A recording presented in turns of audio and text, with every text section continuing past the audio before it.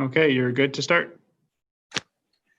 Great. Well, thank you very much, everyone, and welcome to Planning Committee. I'll call the Planning Committee meeting to order. Lots of history being made during COVID, and the local history we're going to make tonight is the first ever virtual public meeting under the Planning Act in Barrie. In an effort to proceed with council business and under the amended provincial legislation, we're proceeding tonight with the business of Planning Committee, which includes a public meeting for proposed development under the Planning Act. Of course, due to the COVID-19 pandemic, the distancing measures are in effect and the order in council, of course. So we are practicing physical distancing. Members of council have zoomed in from wherever they are, usually at home, and our executive management and city clerk are also participating via video conference. We do have the members of the city's executive management team and the city clerk on the call. They're not visible, but available to answer questions and help steer us as we go. So let's see how this goes. Our order of business is as usual, members of Planning Committee, which means we start with the consent agenda tonight. For the consent items, as always, I'll read out the title associated with the staff report and the items for discussion. There are no items for discussion on tonight, but the staff reports that are on tonight. Please ask that the item be held if you wish to discuss it further in this meeting. If the item's not held, of course, it goes forward to City Council for consideration at our next meeting. On the consent agenda tonight, we have two staff reports. The first staff report is with regards to an application for an official plan amendment and a zoning bylaw amendment. This is for 224 Ardagh Road and part of 250 Ardagh Road.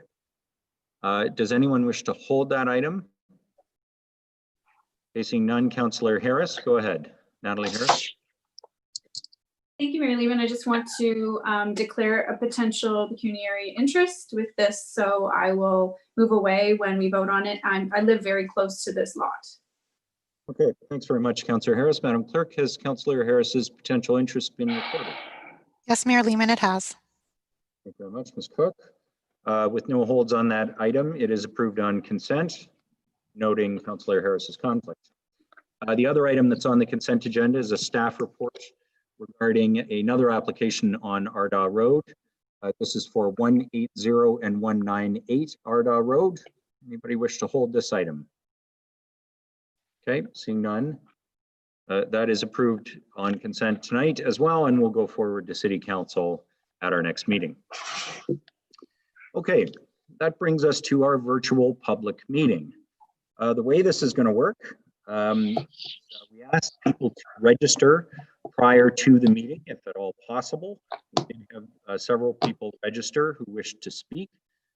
If you are watching tonight and you do wish to speak, there are two ways you can do that, by phone or online. What you need to do, wendy.cook@barrie.ca, or you can call 705-627-0095. So again, the phone number to call in to tonight's meeting if you wish to comment at the public meeting is 627-0095. And what will happen then is staff will give you the information required to participate. The purpose of the public meeting tonight is to review an application for zoning bylaw amendment, which has been submitted by Innovative Planning Solutions on behalf of Mario Lambert Holdings Inc., or Limited, excuse me, for lands known municipally as 79 Gowan Street. Members of Planning Committee will be, as always, listening to the presentations and any comments from the public. We will not be making our own comments on the application tonight. That happens later when the staff report is presented to council and we have the opportunity for discussion at that point. If there's anybody watching today who wants to be notified of when the staff report is coming to council, Normally we do it on a sheet at the back of the chamber here. What you need to do instead is to email the Legislative Services Branch at cityclerks@barrie.ca, or of course you can call into the city and ask for the clerk's office and be put on the list for notification. So Ms. Banfield, who's on the call, could you, you're the Director of Development Services, and I'll ask you to confirm that notification was conducted in accordance with the Planning Act for this public meeting. Yes, Mayor Lehman, it was. Thank you very much. So with that, I will call on the representative of the applicant, who is Greg Barker from Innovative Planning Solutions, to present the application for 79 Gowan Street. Mr. Barker, the floor is yours.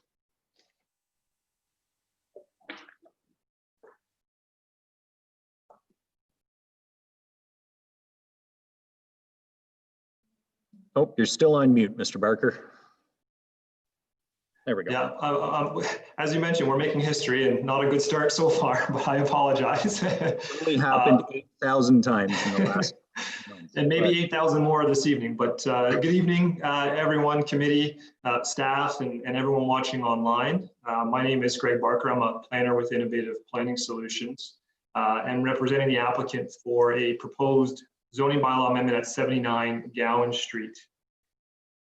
Firstly, I do want to thank the city for securing this forum. I appreciate the comments, Mayor Lehman, you had off the top in terms of trying to move things forward under current circumstances. So I do appreciate this opportunity and sort of being a pioneer with this first virtual meeting. What I will do, I'm going to go into the share screen, and I apologize if there's any technical difficulties.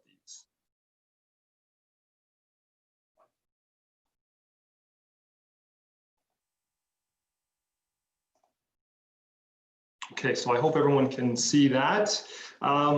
So 79 Gowan Street is a undeveloped parcel with sporadic vegetation, primarily located towards the site boundaries. And the property has a site area of 0.23 acres and 23.2 meters of frontage on Gowan Street. The lands are located within the urban growth center, as well as the historic Allendale neighborhood. The property is located just one parcel west of Bayview Drive and south of the Allendale train station lands. The property is immediately adjacent the GO Station pedestrian underpass, as well as the associated on-street parking, which is illustrated on the image on the right-hand side. For site context, this slide here shows the location of the property, noting the Allendale train station, immediately north, along with Kempenfelt Bay and the associated waterfront amenities. To the south, east, and west are primarily residential lands with some commercial, institutional, and open space areas as well. The Essa Road intensification corridor is located approximately 400 meters to the west, which provides convenient access to Highway 400. Regarding the Allendale Historic Neighborhood Study, the lands which are outlined in red on this slide, they're not located within the scoped site plan review for heritage measures, which those lands are represented by the gray layer on the slide. And further, the property is not located adjacent to any heritage properties. Those properties are represented in this slide by the star symbol. The surrounding area along Gowan and Cumberland Streets, they contain a variety of built forms, including walk-up apartment buildings. There's some duplexes, semi-detached dwellings, as well as single detached dwellings, all of sort of varying age as well as style. From a planning perspective, the lands are currently designated as residential in the city's official plan. That's shown on the excerpt on the left. And the property is currently zoned as RM1 in the zoning bylaw, which is on the right. The city's official plan, it also identifies the lands as being within the urban growth center, as I mentioned. And of course, as committee is likely familiar, this is an area where densities of 150 residents and jobs combined per hectare are targeted. And further, the property is located along a minor collector road with convenient access to public transit, including bus and train. The proposed zoning bylaw amendment application, it's been submitted based on the concept plan shown here. This includes a 4-story, 7-unit walk-up apartment building. The units would consist of 2 bedrooms at 950 square feet each. And vehicular as well as pedestrian access are provided directly from Gowan Street. This leads into the parking area where there are 8 spaces provided. This includes the accessible parking space located towards the front of the building, as well as a designated turnaround area for private garbage collection. The parking area is proposed within the front yard. This is in order to satisfy the zoning bylaw as well as Metrolinx requirements for a 30-meter setback adjacent to the rail line lands. The front yard parking, it facilitates a private rear yard outdoor amenity area, and it also provides an opportunity for enhanced landscaping in an effort to screen the parking area and also contribute to a more aesthetically pleasing streetscape in consideration of those setback requirements. So in order to accommodate the development concept, the zoning bylaw amendment application has been submitted for consideration. The application proposes to rezone the lands from the RM1 zone to the RM2 zone with special provisions relating to an increased gross floor area as well as density, a reduced landscape buffer strip requirement along the west side of the parking area, and an increase to the front yard parking coverage. The applicant has retained ISM architects to prepare conceptual renderings, elevations, as well as floor plans. And I want to acknowledge that there have been a number of concepts prepared to date, including a version demonstrating a pitched roof. And it's my understanding that that version was circulated to committee through the planning staff memo. So I just do want to sort of advise that we have been considering different options. This was the latest option and unfortunately was added after that memo was circulated. So I apologize for any miscommunication on that end, but I've also had the opportunity to meet with residents as well as members of the Allendale Neighborhood Association. As recently as this past Friday on site, we were also able to meet with the ward councillor, Jim Harris. And it's my understanding that they are going to be providing comments on this application. But as I mentioned to them, I want to express to committee, we intend to work with the public as well as the ANA on this development, including through the site plan process to address more detailed design matters. I've been advised by the ANA, they have some concerns with the flat roof design. And through conversation, it's my understanding at least that this is an item that would be further dealt with and discussed through the site plan process. And lastly, I also understand the ANA, they have some concern with the required 30-meter setback. This was discussed at length at our site visit on Friday. My understanding is Councillor Harris has also reached out to some provincial contacts, to advance some discussions on this requirement and seeking to potentially reduce it. The conceptual elevations associated with the flat roof design are provided here. This provides a maximum building height of 13.5 meters. And then from a floor plan perspective, these floor plans, they illustrate the layout of the ground floor, which is shown on the left. It would consist of one residential unit, sort of on the left-hand side, as well as the sort of more common amenities, including the lobby, some storage areas, internal garbage, mechanical rooms, as well as a staircase and an elevator. And so the upper floors, they would be similar, each consisting of two bedroom units at 950 square feet each. A neighborhood meeting was held at the South Shore Center in October last year. This meeting was attended by approximately 20 residents as well as the ward councillor. There were a number of comments made, which mainly focused committee on the front yard setback as well as some design matters. And we've considered these comments as well as concerns. We've also attempted to address them to the extent possible. We've had a number of discussions with city staff as well as representatives at Metrolinx regarding the required 30-meter setback. Obviously, we've engaged them to discuss the potential to reduce the setback. However, we've not been successful so far. So as a result, we've modified the concept plan shown here, and which was presented at the neighborhood meeting, in order to increase the area of the front yard that is available for landscaping. And the intent there is to provide for an enhanced streetscape, again, in consideration of the setback.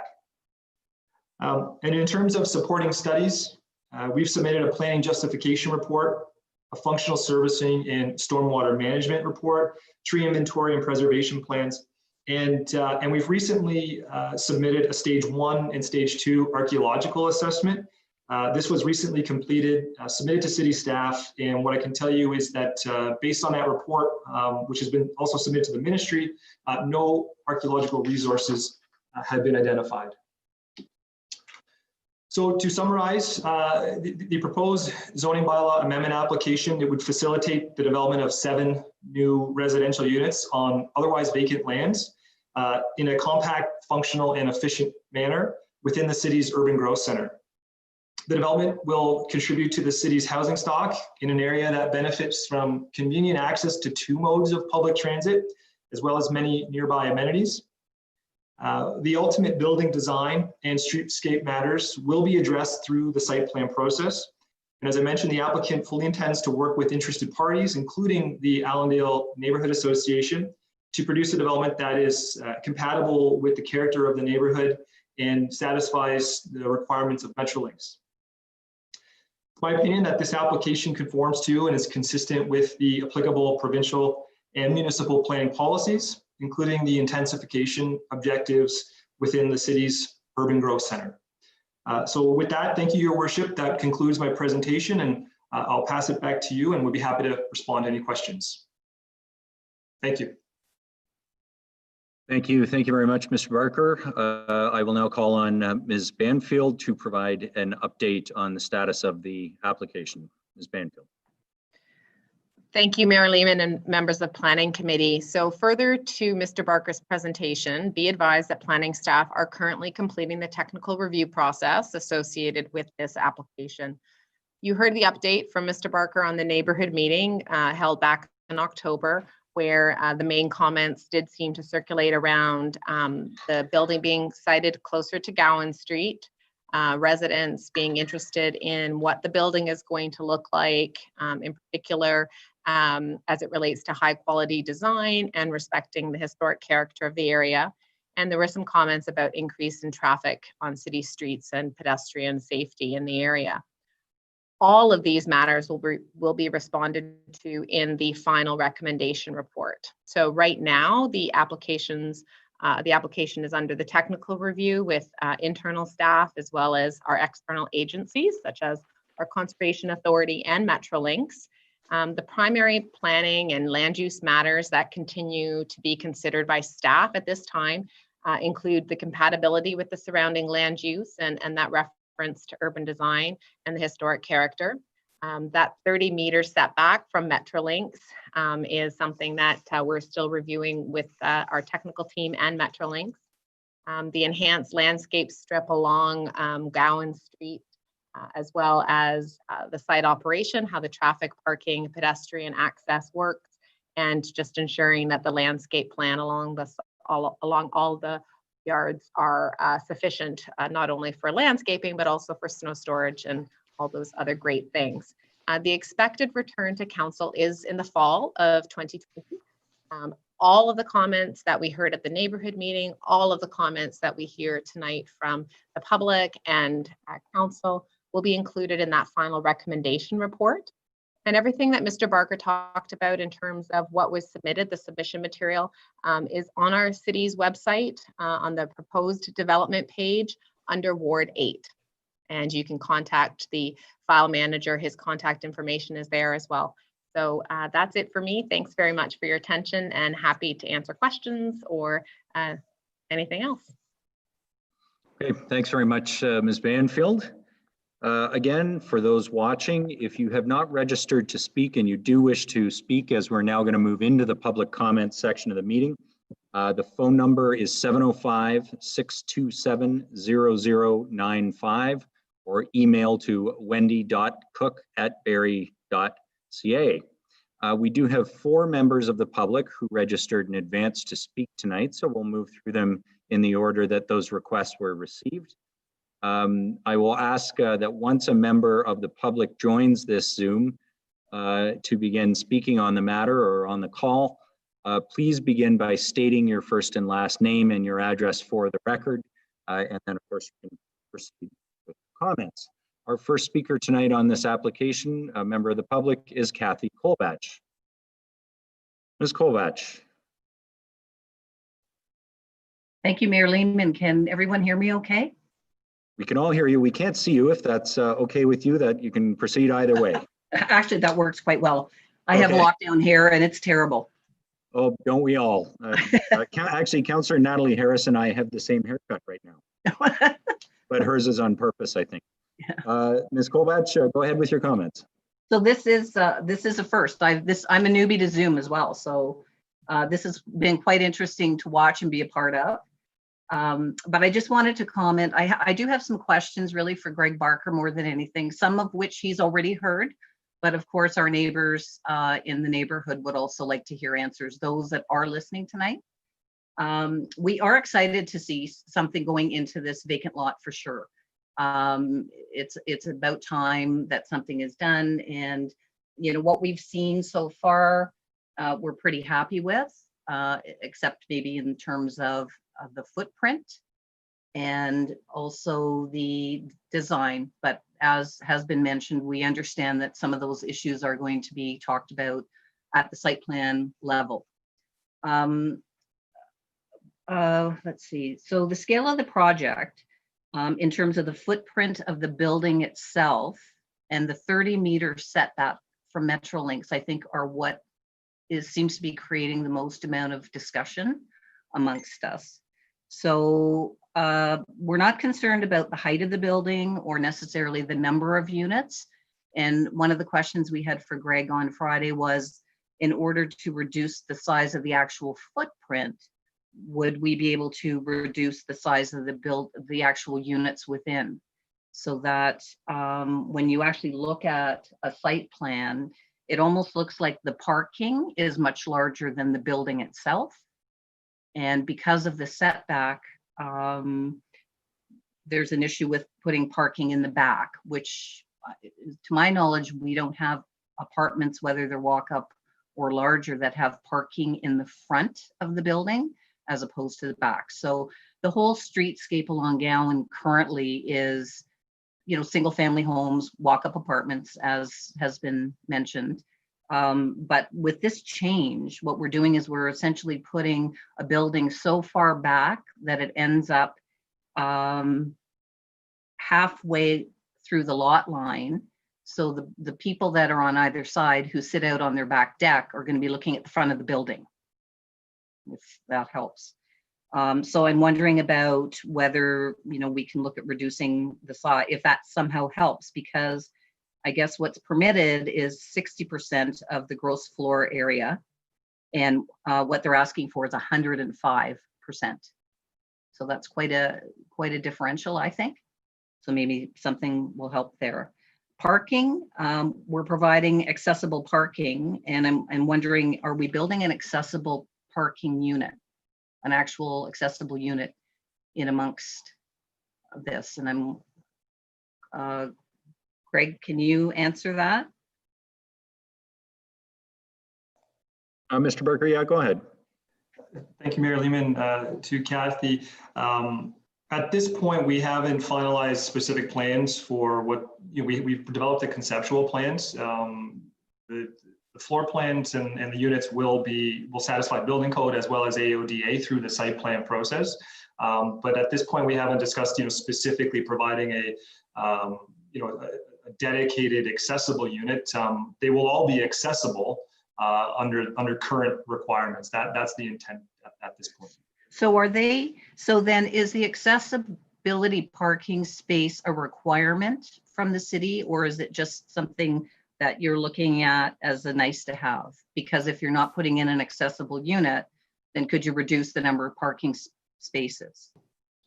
Right, through you, Mayor Lehman, yes, it's a requirement under the zoning bylaw. Whenever you have a certain threshold of required spaces on a lot, it then triggers the need for a certain number of accessible spaces. And I don't have the bylaw in front of me, but I believe when you require 5 spaces, that then triggers the need for at least one accessible parking space, and then it continues to go up as your requirement for parking spaces increases. Okay. Okay. The mention of the roof line in the March rendering, we saw what we thought was quite an attractive rendering of potentially what that building could look like versus what we just got on Friday, which was the flat roof. So that obviously is very, very important to us. All of the houses up and down Gowan, from Bayview to William, even the bungalows themselves and the actual train station, the new train station, has a pitched roof, not a flat roof. We do have some flat roof apartments, but they aren't the most attractive. And I think that the planning department in years past has commented many times on how ugly those flat roof buildings are on Gowan Street. So we just want to make sure that, and as mentioned by Michelle and Greg, that you will be looking at that at the site plan level. And we understand that it's not a requisite, but it is certainly a nice to have, and we are very interested in how our neighborhood looks. I don't know if you can do this when you're looking at the actual site plan itself, Greg. Can you show us where 30 meters setback from the rail line would be at the property line, or at? So when we talked on Friday, you said that 20 meters was like Gowan Street, and then there's an additional 10 meters. Where would the building actually sit? Because I think on your plans you're showing it further back than that requirement even is. Did I say that properly? Yep. And through you, Mayor Lehman, and I will, I'll do my best to pull up the slide here. Just Got it. bear with me as I try to navigate through here. Sorry about that. Okay, so Kathy, so the building setback is currently proposed at 19.3 meters from Gowan Street. Gowan Street is approximately 20 meters wide. So ultimately, in order to meet the requirement, we would be at 10 meters. So it would be roughly half the distance. I don't know if you can see my cursor, but I would guess that my best guess is somewhere along here. Would be sort of that 10 meter, the ultimate, the 30 meter setback. Okay, so then can you leave your cursor there for a sec? Sure. And then the overlay of the building next door to the right. Yep. Yes, at the back of it, you can sort of see the deck off of the back of it. Mm-hmm. There is approximately where the building front, I just wanted to sort of point that out. That's sort of the people that are sitting out on their back deck. The front of the building is going to be right there. And that's how far back on the lot that is. So, okay. Thank you, Greg, for that.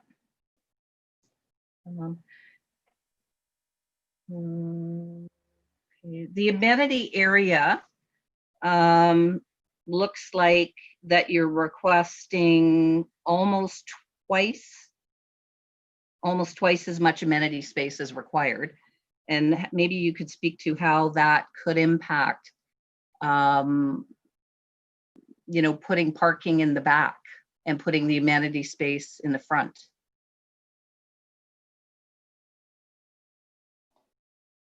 Through you, Mayor Lehman. So the zoning bylaw requires 12 square meters of consolidated amenity space per unit.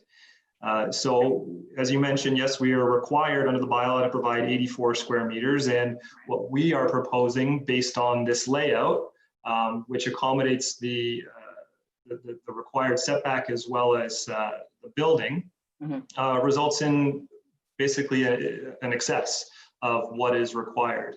I don't know, much more to say to that. It would be a condo development, and ultimately they'd be responsible for, the development and maintenance of that space. But from a design perspective, I believe that having the amenity area away from Gowan Street is a positive. Okay, so if ultimately, so these are sort of listed, and this is for someone else that's asked this question. It's showing as walk-up apartment building, but in fact, it's a condominium or undetermined at this point. Correct. Through you, Mayor Lehman. Yeah. So the term walk-up apartment building is just the name of it's just the built form. The condo nature has to do with tenure. But calling it a walk-up apartment, it could be rentals or it could be condominium. But it would still be, from a built form perspective, would still be referred to and defined as a walk-up apartment building. Okay, and parking space. I think that's pretty much it for me. Just let me.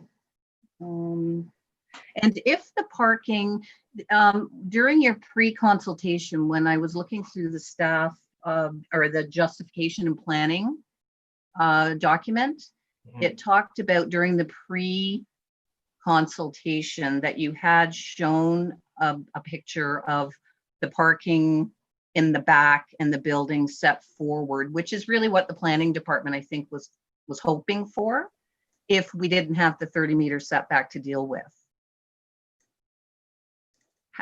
How did that,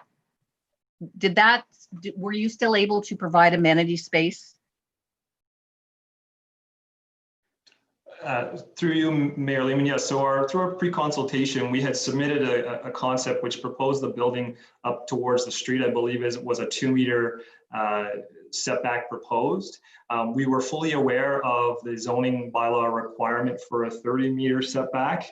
But what we wanted to do with that very early concept is submit it and start to develop some feedback, circulate the concept to staff as well as Metrolinx to see if there's an opportunity or some willingness to reduce that requirement. But ultimately, the zoning bylaw requires a 30-meter setback, and we are providing that. I know it's in excess, but from an urban design guidelines perspective, I know that city staff, they generally like to see buildings brought up to the front. So what we need to be mindful of, in my opinion, is this application as proposed, it satisfies a requirement in the zoning bylaw, but it conflicts to a degree with an urban design guideline. So there's sort of a give and a take scenario here. But to answer your question, Kathy, yes, with that setback, we did have an amenity area towards the rear, essentially adjacent the parking area. It was the land that was sort of left. Once we accounted for the building, the driveway towards the back of the property, as well as the parking spaces. So in both scenarios, there was a rear yard amenity space. Okay. Okay. And Wendy, if you're there, I had also submitted some pictures. I'm not sure if you're able to. Yeah, bear with us a second, please, Kathy. Okay, thank you. Ryan, can you put Kathy's pictures up, please? And then do you flip through them one by one? Is that what you're doing? Oh, okay. Yes. Okay. Ryan will flip the screen as you ask him to. Okay. So this obviously is just a view of Gowan Street, which I'm sure many of you have driven down. And as you can see, single family bungalows, the pitch style roof. You can flip to the next one, Ryan. This is the house that's at the corner lot of Bayview and Gowan, right at the turn there. And then opposite that is a newer 3-story building with a pitch roof, which is sort of, what we're hoping to see in the new version. Just because we're trying to, from the vision of the street going forward, we're hoping that, it sort of looks like it's all one street and not developed by all kinds of different designers, which ultimately it may end up being. But that's what the little house looks like on the corner. And Ryan, if you could flip the next picture. That's actually just to give you a better view in color of the lot size. And then you can see it's quite a large lot that's vacant. So like we said, we're excited to see something go there. And you can flip to the next picture. And then this is the house that's at the corner, that little gray house that I showed you, where people, when they're sitting in their backyard, are going to be looking at the front of the building off to the left. Is there another picture? Okay, and this is a view from my backyard, which looks at that corner 3-story apartment building with the pitch roof versus a flat roofed apartment behind me as well. And there are no mechanical or electrical equipment on top of that building either. So another reason why we're really looking to go with something that's sort of in keeping with the neighborhood. And I think that's it for the pictures.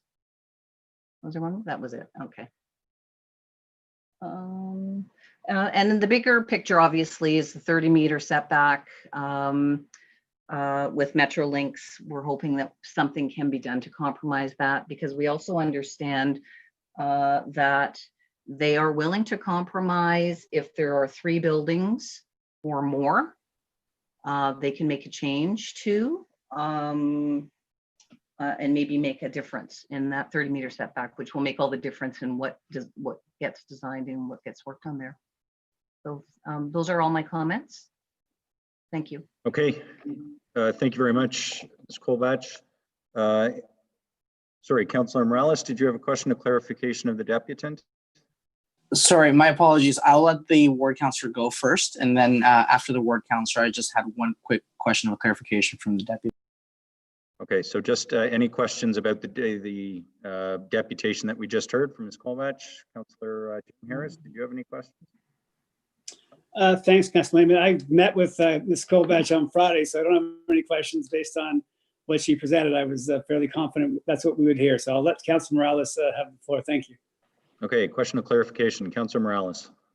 Thank you, Mayor Lehman. Question of clarification, Ms. Colbatch. The pictures you took, are you, and you spoke about the property on the corner, are you representing them on an official capacity with the feedback, or is it kind of just an unofficial that you know them, they gave you kind of permission to go on the property and you're giving us that perspective?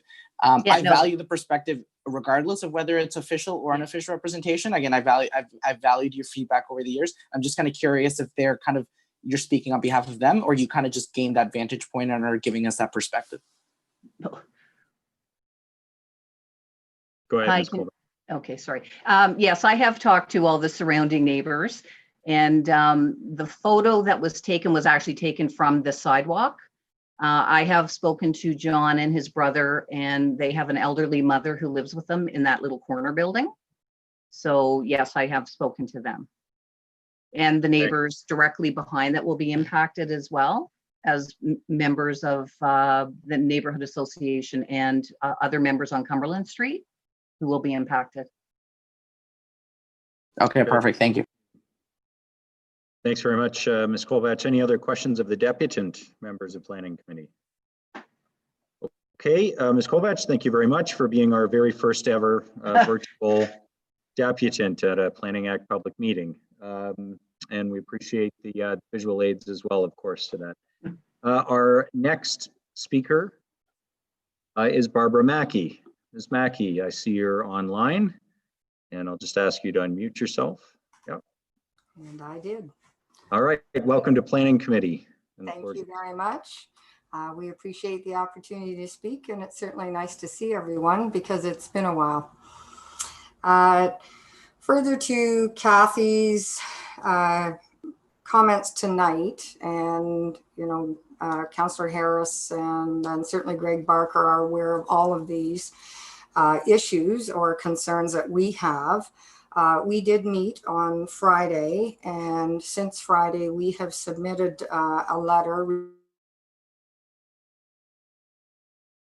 that we believe the 30-meter setback really is the problem here, in addition to a few other, I think, smaller items.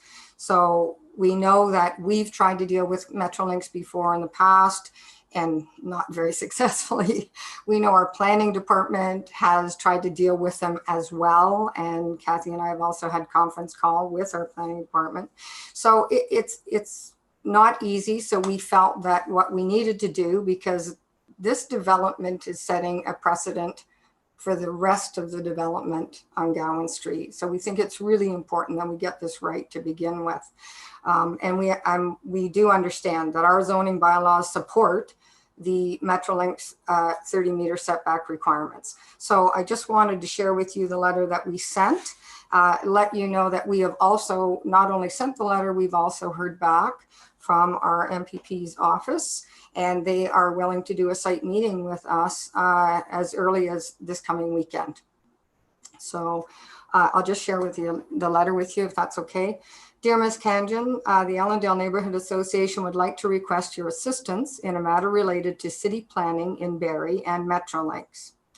Recently, we've seen a proposal to erect a 4-story apartment building on a vacant lot at 79 Gowan Street. The original proposal showed the building at the front of the lot with the driveway on one side and parking developed at the rear. Unfortunately, the lot lies across from the Allendale Waterfront GO station, and GO requires a 30-meter offset from its property line everywhere that it has a right-of-way. To comply with this, the proponent for 79 Gowan Street was forced to change his proposal to put the building at the rear of the lot with the parking next to the street. Metrolinx brought the Allendale Waterfront Station into a historic neighborhood in 2010, 2011, at which point they made a concession to the requirements, since every home on Gowan Street is in contravention of the 30-meter setback. Most of these homes were built during the late 1800s and early 1900s.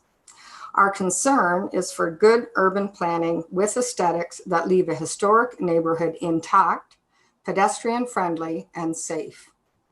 While the ANA was happy to support the original proposal, our association has serious concerns regarding the impact on the potential future streetscape of front yard parking lots. As more development occurs on Gowan, which could take another 100 years, existing properties will remain at the front of the property, and developers, if forced to meet GO's 30-meter offset requirement, will be building properties at the rear of the property. GO's requirement of a 30-meter setback arises from the need to protect adjacent residences from the impact of a high-speed derailment on its line. However, none of the existing homes meet that requirement. Because trains enter the station at a slow walk, we feel that GO could review the existing 30-meter offset, offering a compromise in an historic neighborhood, which is currently not in line with this requirement. GO has said the offset requirement is province-wide, and it is unwilling to yield to the case of Gowan Street because it will set a precedent. Although the City of Barrie has incorporated the setback in a zoning bylaw, in the cause of good municipal planning, we have been assured that the City of Barrie would be happy to waive that requirement once GO has agreed. It is this aspect of the problem that leads the ANA to ask for your assistance. We request your support in this case. We would be grateful if you could raise the question of easing the GO offset requirement with the Minister of Transportation in the hopes that GO may be persuaded to ease its offset requirement in the case of Barrie's Gowan Street. Again, we continue on about meeting, and they've already responded, and they are already planning to meet us on the weekend. So I hope we can move forward, and I really do hope if we can manage to have them compromise somewhat, that we can look at a little bit better development along Gowan Street than what we're going to be forced to deal with if we have to adhere to that 30-meter setback. Thank you. Okay, thank you very much, Ms. Mackey, and I appreciate the letter and the effort with Metrolinx. Are there questions of Ms. Mackey on her deputation? Councillor Thompson. Thank you, Mayor Lehman. Through you, this might be more to the applicant, just in regards to the deputation.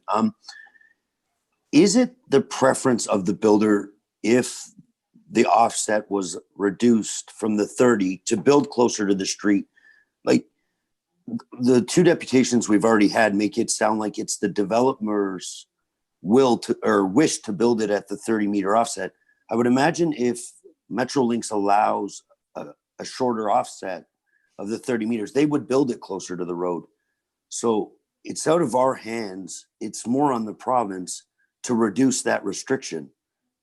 Am I reading that correctly, or is this the wish of the builder to build it with the parking at the front? Through you, Mayor Lehman, to Councillor Thompson. I appreciate the question. As mentioned, the pre-consultation, our concept plan showed the building up at the front. And as committee is likely aware, my firm is involved in a number of projects in the city, so we're quite familiar with some of the urban design guidelines in terms of bringing development closer to the street to activate the streetscape.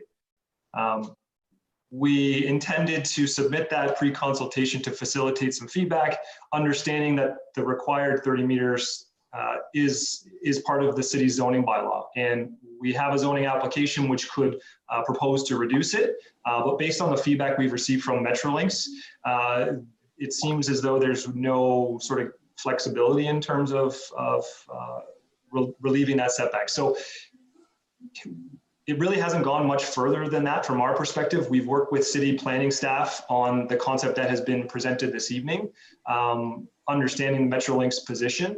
But certainly an option to bring the building to the front would be further considered. And we feel that there could be something there that satisfies all parties, assuming Metrolinx can waiver. So at this point, it's not our preference per se. We certainly can develop at a closer setback, but our preference, to be quite honest, is to try and move forward because we've been at this for quite a while. Our neighborhood meeting was held in October. Our pre-consultation was held, I believe, earlier in the summer. So we're coming up on about a year, and unfortunately, we haven't seen any sort of relief from Metrolinx. So. We could develop closer to answer your question, but the concept we have now is based on the resistance we've received to reducing it. Thank you. Okay, thanks, Mr. Barker. Any other questions of the deputant on their deputation? We will have an opportunity at the end, members of committee, to ask any other questions of the applicant. Okay, seeing none. A reminder again for those watching, if you wish to speak at this meeting, please call 627-0095 or email wendy.cook@barrie.ca. Our next speakers are Emily Hawks and Peter Hawks. Emily and Peter Hawks, welcome to Planning Committee, and the floor is yours. Hi there, it actually is just Emily Hawks. And we live on Cumberland Street, directly behind this lot. So although I don't have a very formal opinion on the zoning and that type of thing, I have a very strong personal opinion, I guess, as this building is literally going to be massive and it's going to be like directly in our backyard. So my concern is the height of the building, if there being a 4-story building. From what I can see, there are no apartments that are in this neighborhood directly that are over 3 stories. So the 4-story height is a bit worrisome to us. It is the first time that I actually saw a drawing of the building. And although I just say it does look like a beautiful looking building, I don't necessarily know if it fits directly into this neighborhood. With part of the appeal of this neighborhood for us as residents is that it is a mostly single family or double family housing with a low density. So that is just kind of my concern. So that is all. Okay, thank you very much for those comments. Appreciate that. And I'll ask if there are members of Planning Committee who have a question of this deputant. Councillor Jim Harris. Hi, thank you, Mayor Lehman. Through you, I just wanted to ask, and Mrs. Kolbach represented an opinion that the peaked roof was better than the flat roof. Now, you're right behind, so I'm interested to know, and you just mentioned height was a concern. The picture she showed from her backyard of the other properties further down Gowan Street represented an indication of what it would be different if you had a flat roof versus a peaked. So it appeared to me that the view over the flat roof was better. So I'm just curious, given that you're the one most impacted by where this building sits and the style of roof, what you feel about the height you would save over a flat versus a peaked roof. Thank you. Emily, Councillor Harris is wondering whether you would prefer, based on what you've seen, the peaked roof or the flat roof. I haven't really given that too much thought. I mean, I don't really know if it would matter to us. I think in general, the whole proposal is a pretty huge building there anyway. So, and I do think it's a big difference from 3 stories to 4. But the roof style, I do understand, like, there's no mechanical air conditioners on the flat roof. So I guess the peak roof does look nicer, but it's still going to be really tall, I think, for the neighborhood. Thank you. Okay, thanks for that. And Emily, I'm sorry, we just need to confirm your address for the record of the public meeting. Yes, we live at 81 Cumberland Street. You're 81. Okay, thank you for that. Okay, members of committee, any other questions of the deputant? Okay, seeing none, Emily, thank you very much for coming tonight, making your comment. Thank you. And our final pre-registered speaker is John Northcote. Mr. Northcote, welcome to Planning Committee, and the floor is yours. Thank you very much. Can everyone hear me? Yeah, you're on. Yeah, my name is John Northcote, and I live at 86 Cumberland Street. Our house is on the south side of Cumberland Street, facing the subject site. And I understand this is a small development, but kind of like that's been mentioned before, I'm a little bit concerned that it's going to set a precedent for future development along Gowan. And my concerns mainly related to parking. I was hoping that the development would come in with a request for a parking supply that was lower than the zoning bylaw requirement, rather than additional parking that's coming in like excess of the zoning bylaw requirement. So to me, this site is arguably in a location in the city that has the best access for transit and active transportation and has an opportunity to get even better in the next 10 years. And so if the city's not able to attract tenants in this area that are looking for like a car-free or car-light lifestyle, I think we're gonna have some problems with traffic capacity in the city over the next 10 years. And I don't mean like this site specifically, it's more like a larger issue if we're gonna have trouble hitting the transportation modal splits, which are all kind of assumed in the transportation master plan if we're building everything with additional parking. So I guess my suggestion was to provide 6 or fewer parking spaces rather than the 8 that are proposed, and that additional space could be for more green space either at the front or the back by shifting the building a little bit. So those are that's my main concern. So thanks for giving me the opportunity to speak, and happy to answer any questions. Okay, thank you very much for the comments. Any questions from members of committee regarding Mr. Northcote's comments? Okay, I don't see any. John, thank you very much for being here tonight, making those comments. That's an important consideration, very interesting point. So thanks for that. Ms. Cook, sorry, I'm looking up for everybody watching because Ms. Cook is 30 feet away from me on the other side of the chamber. I could just talk to her through Zoom. Do we have anybody else who's called in or emailed to speak? Okay, just one more. Okay, so we have had one person call in during the course of the meeting, so we are just getting them set up and they will be with us very shortly.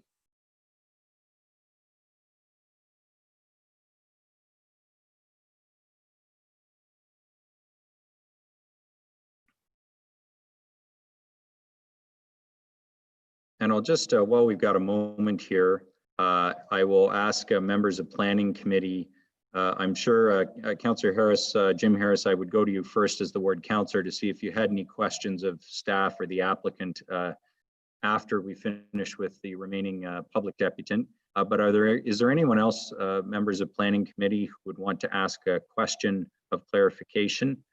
Okay, I see Councillor Kungle, Councillor Ward, Councillor Morales, Councillor Riefma. I will try and get to everybody.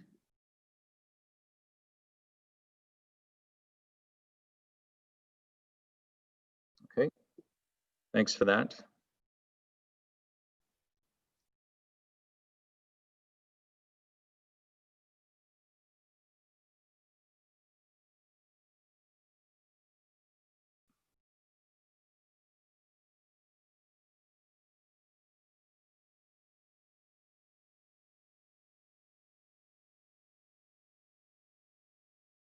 Ms. Cook, do we have time for a few of those questions from councillors, or are we anticipating our deputant in a minute? I see Mr. Northcote still showing.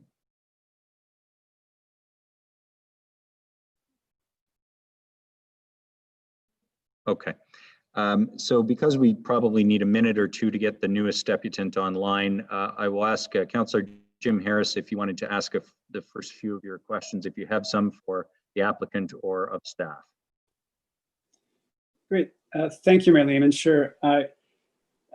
This is, we've had a lot of conversations about this, as you people would have gathered during the presentation from Mr. Barker and comments from Ms. Kolbich. So it feels like a lot of questions have been answered, but again, with respect to the public hearing, what's been done in consideration, I think it's important to ask some. So I just wanted to maybe through you, Mayor Lehman, to Mr. Barker. You highlighted a little bit, but I wonder if you could just give a summary of the efforts already to date to address the 30-meter setback with Metrolinx.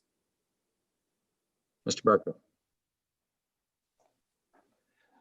Through you, Mayor Lehman. Yes, so initially, as I mentioned, our pre-consultation, which was held about roughly a year ago at this point, we received feedback from them that there's a minimum requirement for 30 meters. So we then started to discuss with staff, are there any scenarios where Metrolinx has, previous developments where Metrolinx has entertained a reduction. We were not able to acquire any examples or other developments like that. We've had considerable correspondence, email discussions back and forth with ultimately what their requirements are. We've had several conference calls with multiple members of the Metrolinx team, as well as the city planner assigned to this file. So, and that's all sort of taken over the course of the past year or so. And that's, those have been our efforts. We've pushed and we've asked questions. We've indicated, we've sort of given them a little more locational criteria. I understand sometimes staff at these agencies may not sort of have, boots on the ground and real life experience with the area and the neighborhood. As an example, I had asked Metrolinx, what's the design speed for a train through this area? And the response was 30 miles an hour. And I think if anyone has sort of been here is, if a train's going, 10 miles an hour through here, you'd be surprised. So there's been a lot of, discussions and efforts on my client's behalf. And Metrolinx has also indicated, they may be looking for things like crash walls and berms and barriers. So things of that nature. So it's been quite challenging working with them in an effort to potentially reduce it. And quite honestly, we're just at a point now where, all of those efforts have been exhausted, and we've discussed with staff. They seem to be satisfied at this point in terms of the location, understanding that there's an opportunity for enhanced landscaping to assist in screening the building as well as the parking and contribute to a positive streetscape. Yeah, thank you, Mr. Barker. Yeah, and definitely the opportunity to improve the streetscape of Gowan is appealing for sure.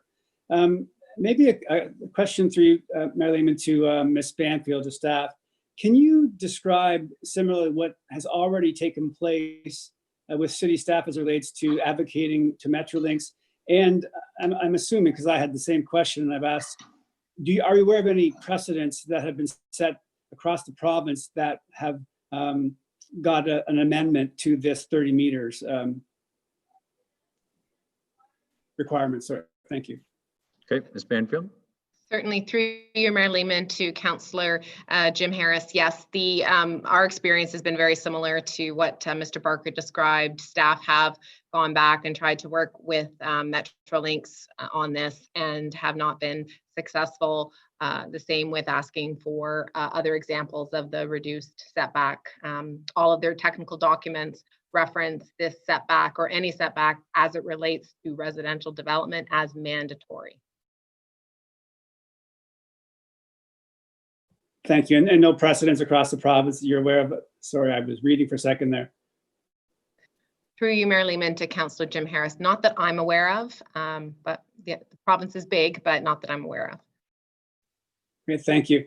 And just wondered as well, as I count them, there's 19 lots on Gowan between William and Bayview. This is one of them. So the other 18, is there thoughts that there would be a requirement for a block plan for this developer to provide? Through you, Mayor Lehman, to Councillor Jim Harris.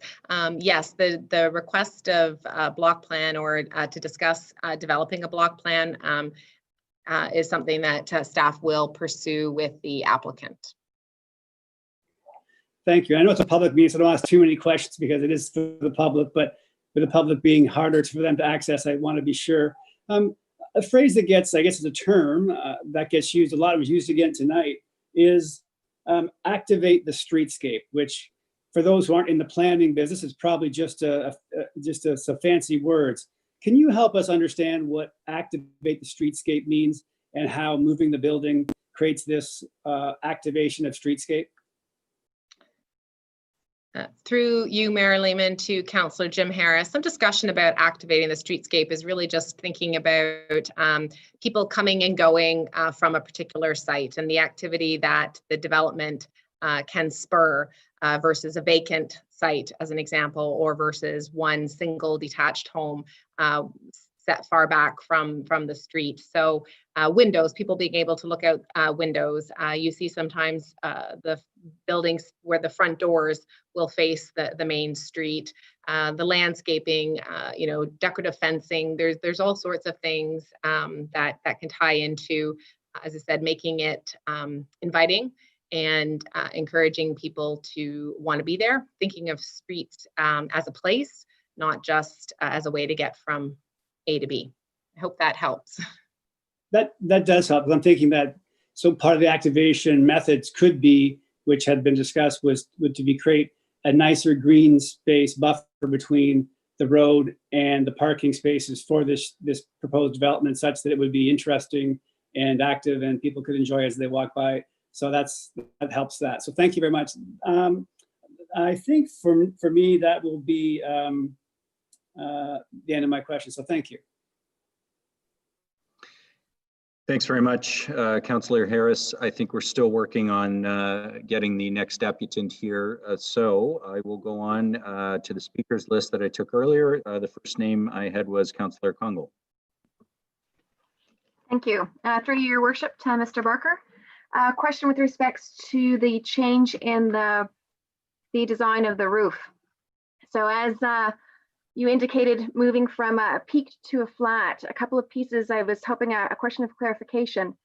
If you could share why that was, considering it's a movement away from a prominent neighborhood that seems to have a sensitivity to that design, but also for those of us in the gardening spirit and looking at opportunities. A flat roof without any kind of mechanical fixtures seems to be a beautiful space for a green roof.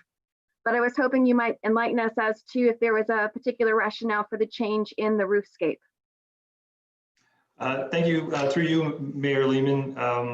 Yeah, there wasn't a specific reason for the change, Councillor. It's a design concept that the applicant prefers.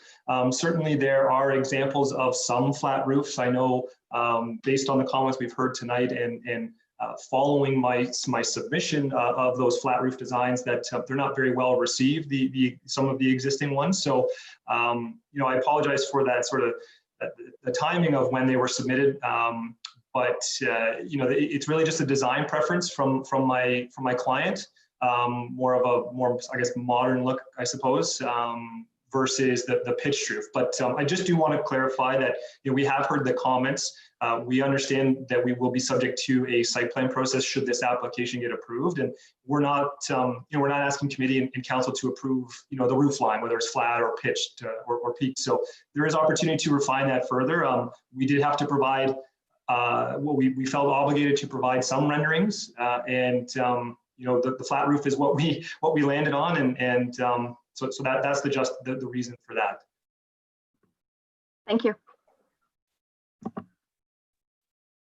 Thanks, Councillor Kungle. I'll go on to Deputy Mayor Ward. Question.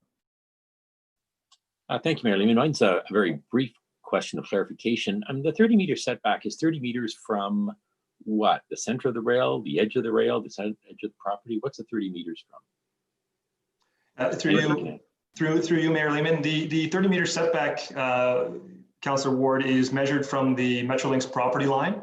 So when we so that property line abuts Gowan Street. Gowan Street is approximately 20 meters in width, that right of way. So we can include that, fortunately, but it is measured from the property line, Metrolinx property line. Thank you. Thanks, Deputy Mayor Ward. Next, I have Councillor Morales. Question. Thank you, Mayor Lehman. To Ms. Banfield, there was a couple of questions that were said out loud earlier about if we've had parking fronting a road. It goes against obviously urban planning principles. Could you provide some clarity to members of council and the public about 310 Georgian Drive? I know that it's not in front of a building per se, but there is parking fronting that. So if you could provide clarification to members of council on how that works and how the design of a fence that they've actually just finished building kind of mitigates that concern when you have the give and take that Mr. Barker was describing. Ms. Banfield. Through you, Mayor Lehman, to Councillor Morales, certainly as it relates to the front yard parking, and I'll talk about 310 in a second. But fundamentally, no, it's not ideal, but you're right. You do raise a point that there are, in some instances, where parking in the rear isn't ideal for different reasons. Sometimes the surrounding land use makes it more preferable to have the parking in that location in the front yard. So so from that perspective, you're right.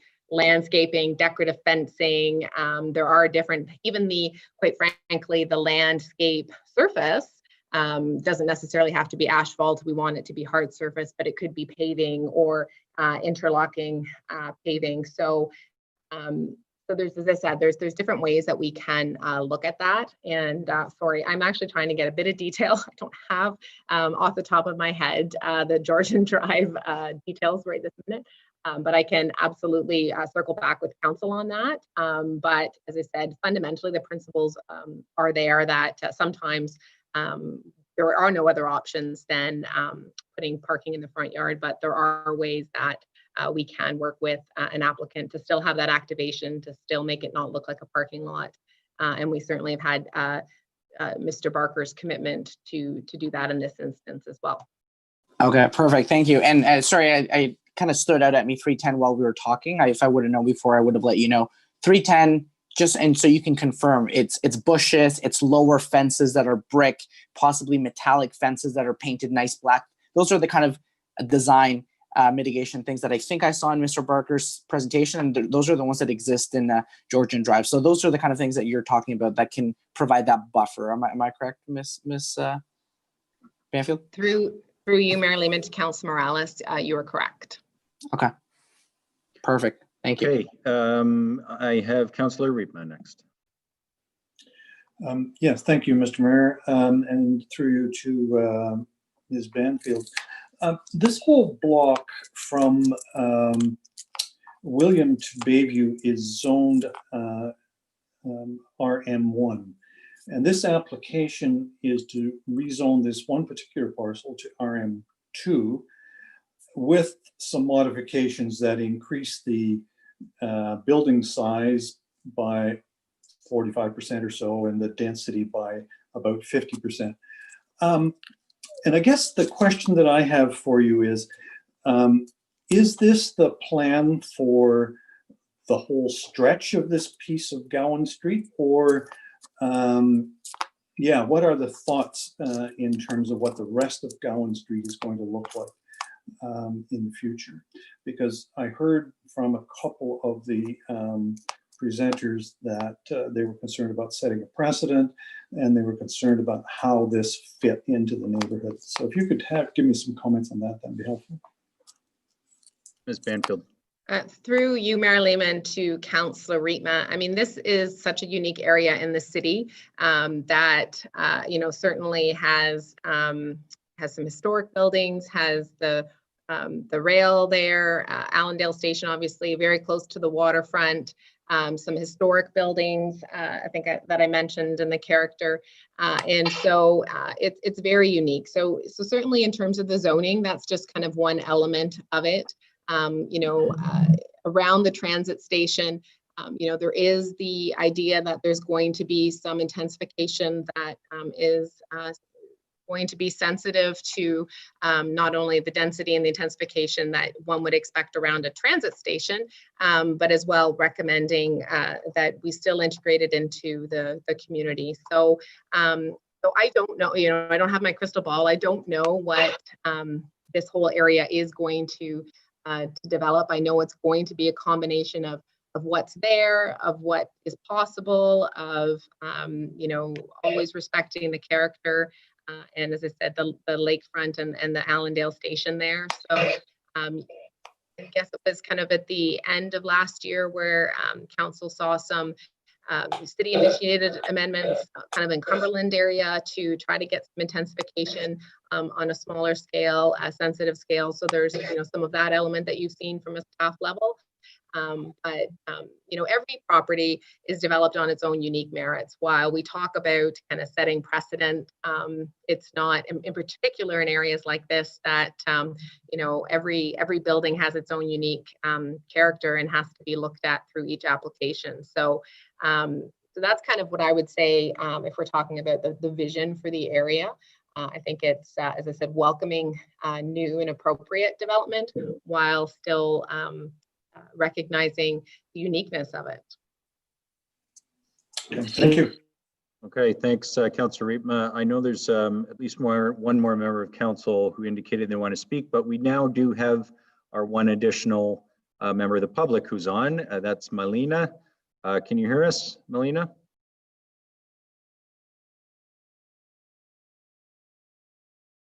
We just need you to come off mute. Still yes, recognizing the uniqueness of it.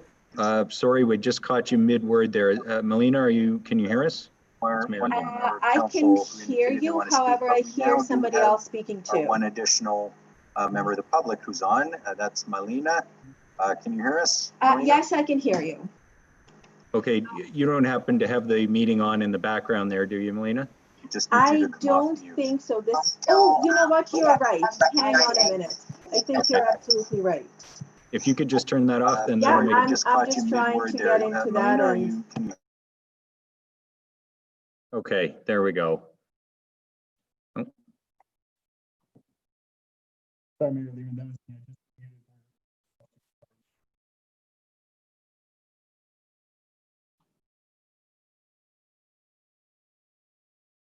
Melina, sorry, can you hear us?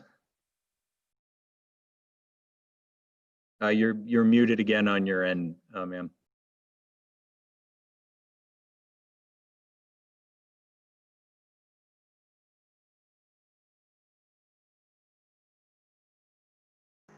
Okay, here I am finally. I feel like hi. My name is Milena Nikolic. I'm at 77 Cumberland Street. Great, so, welcome. Thank you. I kind of feel that Melina, I'm almost at the end. That everything you wanted to say, you did, that I might repeat myself in some ways. You're muted again on your end. Oh, hang on. I thought that I unmuted myself. Can you hear me? Yep, go ahead. Oh, okay. All right. My goodness. Okay, here I am finally. I feel like, oh, you know what? I think that I did. My name is Milena Nikolic. I'm at 77 Cumberland.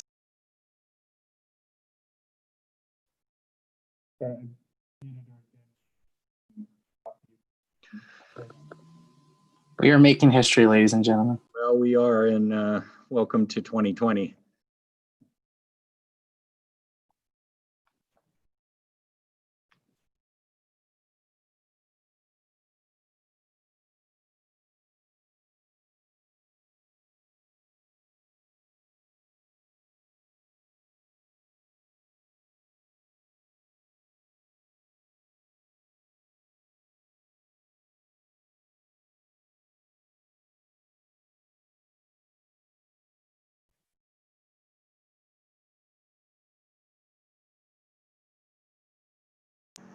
I think I finally did it. I think I managed to close them.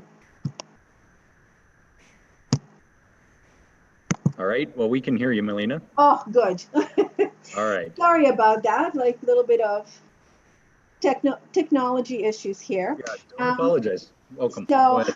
I feel that because I'm kind of here at the end, and it just seems that most of the people basically said what I wanted to say.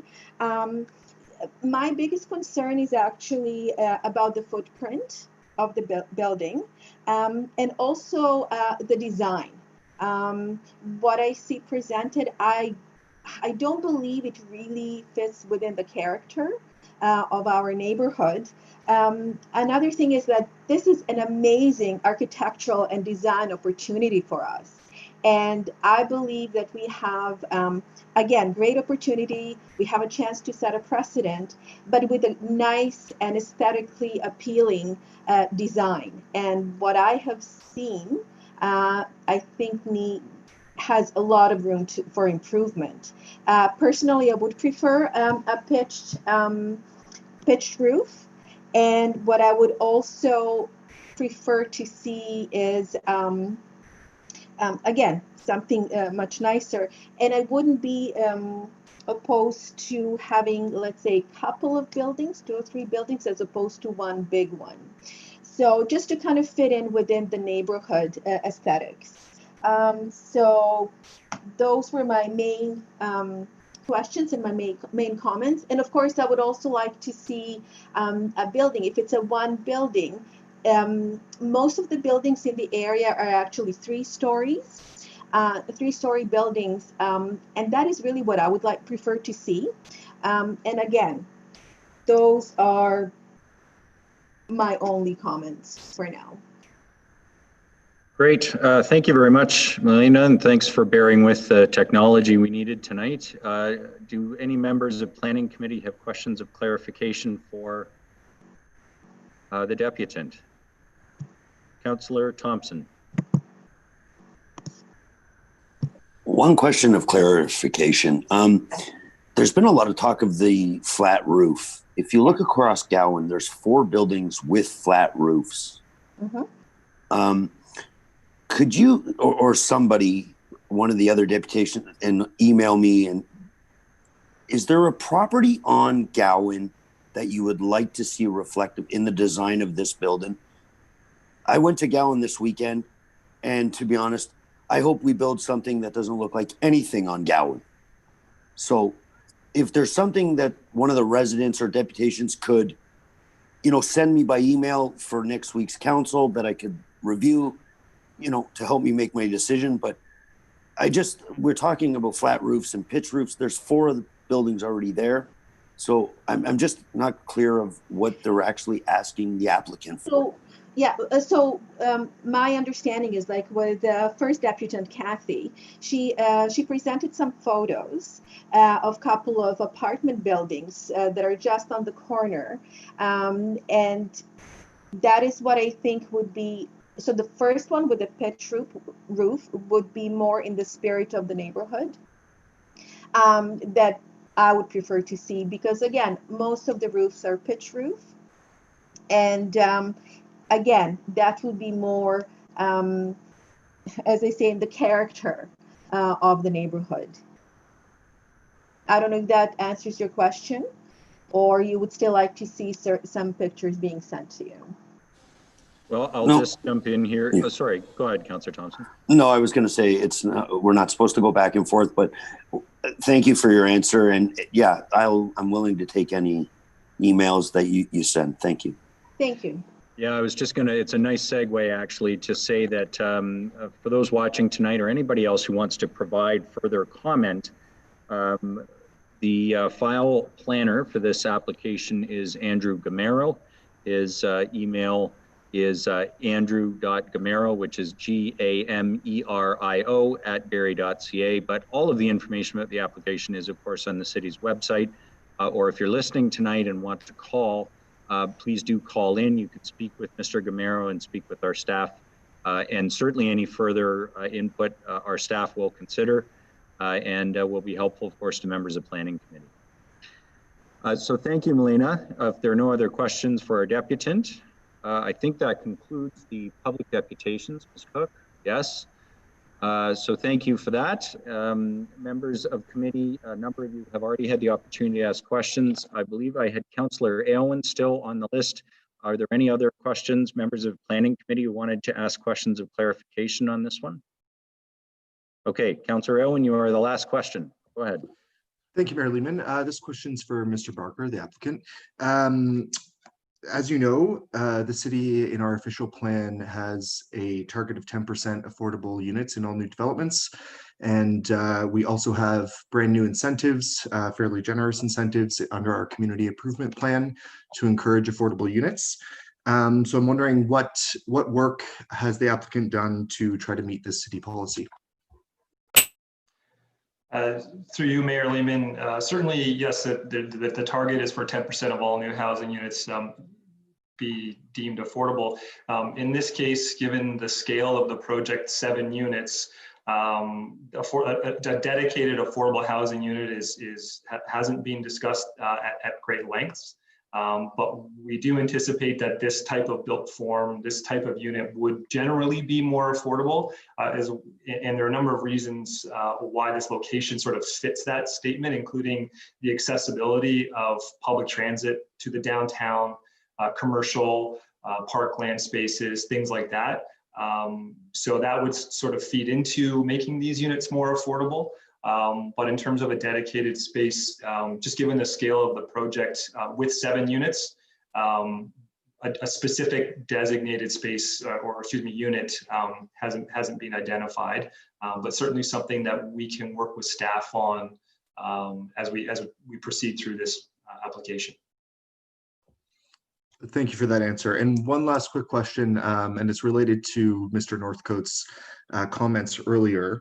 Why is it that the parking ratio is actually higher than one space per unit, considering you're right at a major transit station? It's very walkable and bikeable. Why was that decision made? Through you, Mayor Lehman. Again, so there are 7 units. The zoning bylaw requires 1 space per unit, which would give you those 7 spaces. The 8th space, which technically brings us over the 1-to-1, is that additional requirement for an accessible space. And the thought process behind that was, if there is no resident living in here that can use that accessible space, it would sit unused. And so if we were to provide 7, one of which being an accessible space, Councillor Aylwin, there's a chance that it would never get used, and 1 unit would potentially not have a parking space. So that's the reason behind that, is we are providing the 1-to-1. We recognize that the urban growth center has some relief. Typically the requirement is 1.5 spaces. But really what sends us over that threshold, the 1-to-1, is the need for that accessible space. Thank you. Okay, thanks for that. Thanks, members of Planning Committee, for your questions, and to the deputants who were here tonight. Thank you for participating. This is a bit of an experiment in democracy. Worked pretty well. A few tech issues near the end, but other than that, thank you very much. So So I will declare the public meeting concluded at this point. And again, for those watching, if you wish to provide more comments, they're always welcome to our staff. And if you wish to be notified when the staff report is coming forward, please do call into the city and contact the clerk's office or email cityclerks@barrie.ca. Okay, members of Planning Committee, with the public meeting concluded, we did not hold, there were no holds on either staff report item, but we have an item of deferred business. The item of deferred business, bear with me for a moment, is referred by motion 20G072. It's a memo from Ms. Banfield dated May 25th, 2020 regarding the employment land conversion evaluation. That has been referred here for consideration and discussion, and I believe Councillor Morales, you had asked that this be referred here. So I will ask you to speak. Thank you, Mayor Lehman. I'm just pulling up here on my phone. The clerk assisted me in putting the amendment. So if you will just give me 2 seconds. The amendment I'm putting forward would be as follows. That staff in the Planning Services Department be directed to include 611 Huronia Road in the site for conversion or redesignation from industrial lands as part of the municipal comprehensive review process. And I can speak to that. Okay, so actually, strictly speaking, it's a motion because this is just a memo. So this would be a motion here at Planning Committee related to the memo. And if I understand it correctly, you wish staff to consider one of the parcels that was in the memo, sort of reconsider. But I'll let you speak to that. Go ahead. Perfect, perfect, Mayor Lehman. Ms. Banfield hit the nail on the head. Earlier, she said every property, when she was speaking about Gowan, she said every property is developed on its own unique merits. I think 611 is the perfect candidate for that. So for those not familiar with 611, it's kind of where the golf range, you shoot golf balls. I'm not a golfer, and that's a property right now. And it's been attempted to be developed for quite a few years now. Yeah, I know just before I was elected in 2014, this has been a property that's been on the radar to be developed. The intent from staff right now and what they would like to see is industrial. That for those familiar with the area, that area is surrounded with EP land abutting the subject property, as well as, you know, lots of bush and kind of forests, as well as the land is very swampy. It's very wet. And also further east of the property, a little further away, is Lovers Creek. So I just want to give members of council appreciation for the topography of the area. And why I personally feel industrial isn't appropriate. Not only that, but again, I respect the process of going through this process, letting staff make the recommendations. But as we are with council, we respect the process, but at the end of the day, we make the decision. You know, I can appreciate Councillor Rietma in his personal capacity as a planner. He kind of had that same logic with when Innisfil, changing it because of a strategic use with the seniors building down there. And the reason I bring that up is this is very similar to also being a strategic kind of change to town policy in that case, or city policy in this case. And that's the reason is we have a grocery store at the negotiation table. I'm not revealing the name of the grocery store. It's how the business works. But Southeast Barrie, Ward 10, Ward 9 especially, and to a degree Ward 8 has had only one grocery store available for people to shop at. It's something I hear when I talk at the seniors home. It's something I hear at the doors and on the phones consistently. When are we getting that second grocery store? We need competition. We need options, variety. We have a grocery store, like not just talking in speculation or developers, kind of teasing the idea, but like legitimately talking to the director of land development for the grocery store saying, we are ready to go, but we need a level of comfort that this is added in this memo now and not later at a later stage, which I know can always be done later at a later stage. This is about facilitating a strategic, a critical mass, a strategic service to our residents in the growing Southeast end. In addition to this grocery store, I know there's other retail that, you know how grocery stores work. Once a grocery store or an anchor tenant goes, so come the other stores that would provide good service for this area as well. And I know that the intent by the owners is to also, in conjunction, develop some mixed-use, mid-rise housing targeted at seniors. So I know there's members of council that have advocated that previously. So we are in desperate need of seniors housing as well as just appropriate density. And this is an area that really hits all those check marks. Going back on industrial, why I'm bringing this up, members of council, the city of Barrie has changed. Whereas before, you look at the west side of Mapleview in Ward 6, 7, there's lots of little factories on Mapleview.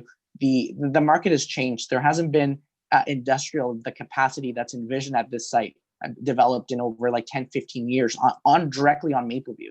Those projects are starting to go on Welland, Saunders, King Street. They're starting to move further away. So the economics are definitely changing.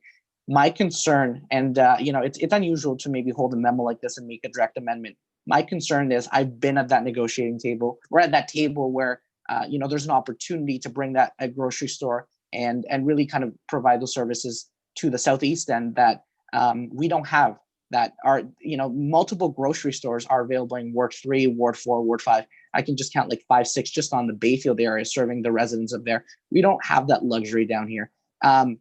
And it goes to the analogy of a bird in hand or two in the bush. We have an applicant ready to go. They want to provide these services, but from an investment perspective, they need that kind of assurance as well on that. And I don't want to be in a situation where we don't move forward with this. And then the land, hoping that we get industrial, which I personally believe industrial is just not appropriate there, period, because of the swampy land, the EP land, Lovers Creek. But we hope and we wait for another decade or two. And we look back and said that was an opportunity that we missed. So that's why I'm holding this here. Again, I'm glad Ms. Banfield, speaking to another application, said every property is developed on its own unique merits. I'm not here to question the process that was done. I'm just here to it does go up the channels to council. And I want to make sure that we capitalize on the opportunity that is literally at the table for us to add services to the southeast and that other neighborhoods have. I can take any questions of clarification if needed.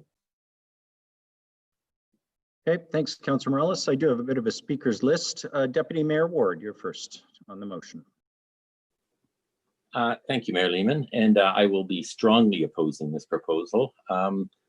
I think the fact that there's a tenant lined up ready to move in, a grocery store lined up, is not a reason to rezone land. I mean, we could use that everywhere in the city. We could say, well, they've got somebody ready to build there, let's rezone it. It's just not a good reason. I think there's good reasons not to. They're listed in the staff report. In fact, this site meets very few other criteria for rezoning from employment uses to another use. It just doesn't meet the criteria. I think one of the best things about this area now is we've got a natural buffer between the industrial and the residential. It's quite an extensive environmental protection area. And we're proposing to leap over that and put commercial uses and housing inside that buffer. And it makes no sense whatsoever. And I guess one of the major things, it's going to lead to a loss of serviced industrial lands in the city of Barrie, which were in short supply. We had a report done by Watson and Associates a year ago, the Employment Land Conversion Study. It's a 250-page report, and it made it clear we were short of our goals. We were about 110 hectares short of what we need in industrial land in the city of Barrie. And with the other lands that we're taking out tonight, or we're proposing to take out tonight, not including these, it jumped to about 150 hectares. And that's got to be found somewhere. It's got to be found in the annexed lands. And I'm not going to be, I hate to be the one who's going to go tell all the people that own the land in the annexed areas, well, you want it to be residential. We're going to make that commercial. We're going to make that industrial now. I mean, and this is serviced industrial land ready to go. I mean, it's in my mind, it's foolish to get rid of serviced industrial land. And I guess the other thing, I think it's a terrible spot for commercial. If we've learned anything, that we should be putting commercial next to residential and next to high density residential. We have a ton of commercial land over on Yonge Street, which is where we're also putting the high density. I mean, we're trying to encourage people to get out of their cars and walk or bike to the stores. We're proposing commercial in an area that's next to no one. Everybody would have to get in their car. And even if they're going to get in their car, it'd be better if they drove a shorter distance. But this is surrounded by an industrial. It's not within walking distance of a single home. There's lots of commercial areas that we're proposing in the future that will be within walking distance. And I think that to say there's not a grocery store, well, we'll get a grocery store. But there's lots of commercial land over on Yonge Street. If this area needs a grocery store, that's where it should go. And I guess I'd sum up by saying this: if If you think, if you've heard from Barrie residents in the last few years that Barrie doesn't have enough commercial land, then I'd say support this. If you've heard from Barrie residents that Barrie doesn't have enough high-paying jobs in industrial land, oppose this and leave the original recommendation with it. Thank you. Thanks, Deputy Mayor Ward. Next on my list is Councillor Kungle.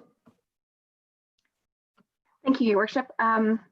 Through you to Councillor Morales, I guess I'm also noting that, you know, that's one of several properties that was either not supported at this time or identified as supported with modifications.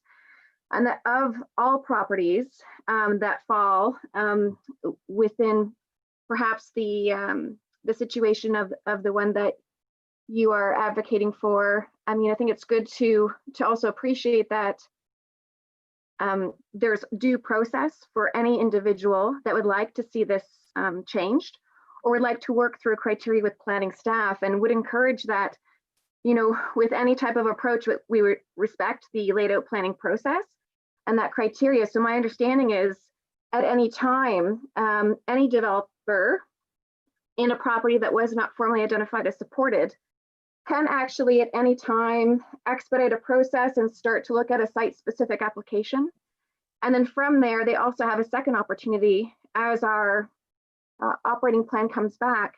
We have a 90-day review period. So this isn't a final straw. I realize that you're expressing pressures and opportunities, but my caution, very respectfully, is that this is one of several properties, and I wouldn't want our practices to be perceived as favoring a particular business model that's outside of process criteria and separates out one property from others. Okay, thanks, Councillor Kungle. Next on my speakers list, I have Councillor Aylwin. Thank you, Mayor Lehman. I won't be supporting this motion, and I'm actually very concerned with what's going on here. I don't think it's appropriate to be going against our staff's advice to not proceed with this when there's an option for the owner of the property to go through a due process, do an official plan amendment, nothing stopping them from doing that. So I think we need to be very cautious about circumventing the proper process that has public engagement and a thorough review from our staff. I mean, I get it. I think we all probably received the call from the owner of the property lobbying us to do this, but that doesn't mean we should just circumvent process. I trust our staff on this recommendation, but again, that doesn't stop the owner of this property from going through an official plan amendment process to make the changes that they're seeking. So I won't be supporting it. Thank you. Quick point of clarification, Mayor Lehman. I'll come back to you next, Councillor Morales. I have Councillor Riepma next in the speaking order. Thank you, Mr. Mayor. And I guess I have a question for Councillor Morales because I'm not sure about this this motion. Are you suggesting in this motion that staff do another report and do further consideration of this property? Or are you suggesting that tonight we instruct them to redesignate this property out of industrial? What are we doing tonight? Councillor Morales. Excellent question, Councillor Riepma. It would be to add the property to the list of recommended properties for consideration. I don't think we have the powers to instantly rezone overnight, and that would be circumventing the public process, as Councillor Aylwin said. The intent is not to circumvent the public process. It would still go through a zoning application, site plan, public meetings, all that that was alluded to earlier. It would just be to add it to the list of properties that staff are recommending for conversion. That is my intent at the moment. Okay, I understand that now. And I guess I'm uncomfortable with that one. I would be more comfortable if you would agree to send it to staff for further consideration. It seems to me that we directing staff at this point to redesignate this property in effect is in effect doing an official plan amendment. And it's a real one-off. Normally we have you know, a big thick report from staff when there's an official plan amendment proposed. And here, this isn't even a staff report, really, it's just a memo. And it's got 5 lines in it about this application or this parcel. And it seems to me that we need a bigger context in order to consider this. And that's why I'm very reluctant to support directing staff to redesignate it from a red box to a green box. I think it deserves a whole lot more review, especially in the context of our new official plan, because you and I, everybody knows that, you know, that official plan is going to give us a context for making decisions like this. And I don't think we have enough information to be able to properly judge this at this point. Thank you, Councillor Reitman. And I referenced you earlier. I appreciate your industry insight into kind of conversion things like this. And again, that is definitely a possibility that we can do. I'll leave the motion as written for now, but your more medium-term alternative is definitely something I'm right now considering. Okay, Councillor Morales, I had you next on the list. Thank you, Mayor Lehman. When Councillor Reitman asked me the question directly, I was able to answer the clarification that I wanted to answer through Councillor Kungle and Councillor Alwyn. It's not so much circumventing the public process at all. That's the intent. They still have to go through site plan. They still have to apply for rezoning. They're not butting the line. Accountability is fully there. Just the reality is right now is we have a strategic proposal on the table. And, you know, I guess one could argue everything's strategic, everything's important. But when you're the city councilor for half of the southeast end that only has one grocery store, and you hear it time and time again, it becomes one of your important priorities. It becomes something that you see every day, and we're not as privileged as some of the other neighborhoods to have that variety. So that's why it becomes strategic, and that's why I'm willing to have a different kind of conversation. What's been communicated to me is that you know, if this property gets added to the list, the confidence level goes up. And as people know, grocery stores don't just they're not local. They don't know the local dynamic, local culture. They have analysts, they have investors that look at certain metrics. And if those metrics aren't there, then they just don't pull the trigger on hundreds of millions of dollars. So once again, all developers invest millions of dollars. I get that, but this is very strategic to, you know, the viability of the neighborhood. I know how much in Ward 2, a grocery store downtown has been a talking point for a very long time. And it's important to that community. It's important to my community in Ward 9. And the fact that we are in I wouldn't say the 11th hour, but we're in the 10th hour at the table, and they're saying we're ready to go. Unfortunately, I wish I could tell them, please still make your application no matter what and go through the proper process as well. They'll continue to go through the proper process. I just don't want to lose such a critical addition to the community if they're not able to be added to the list. Okay, thanks, Councillor Morales. Councillor Thompson. Thank you, Mayor Lehman. A question to staff. The OP that we worked on in October, the kind of hybrid scenario for the annex lands, by giving this property the rezoning, would that affect them lands?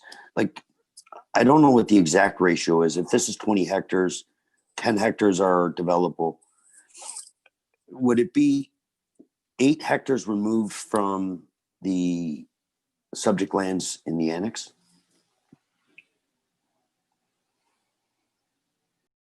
Ms. Banfield?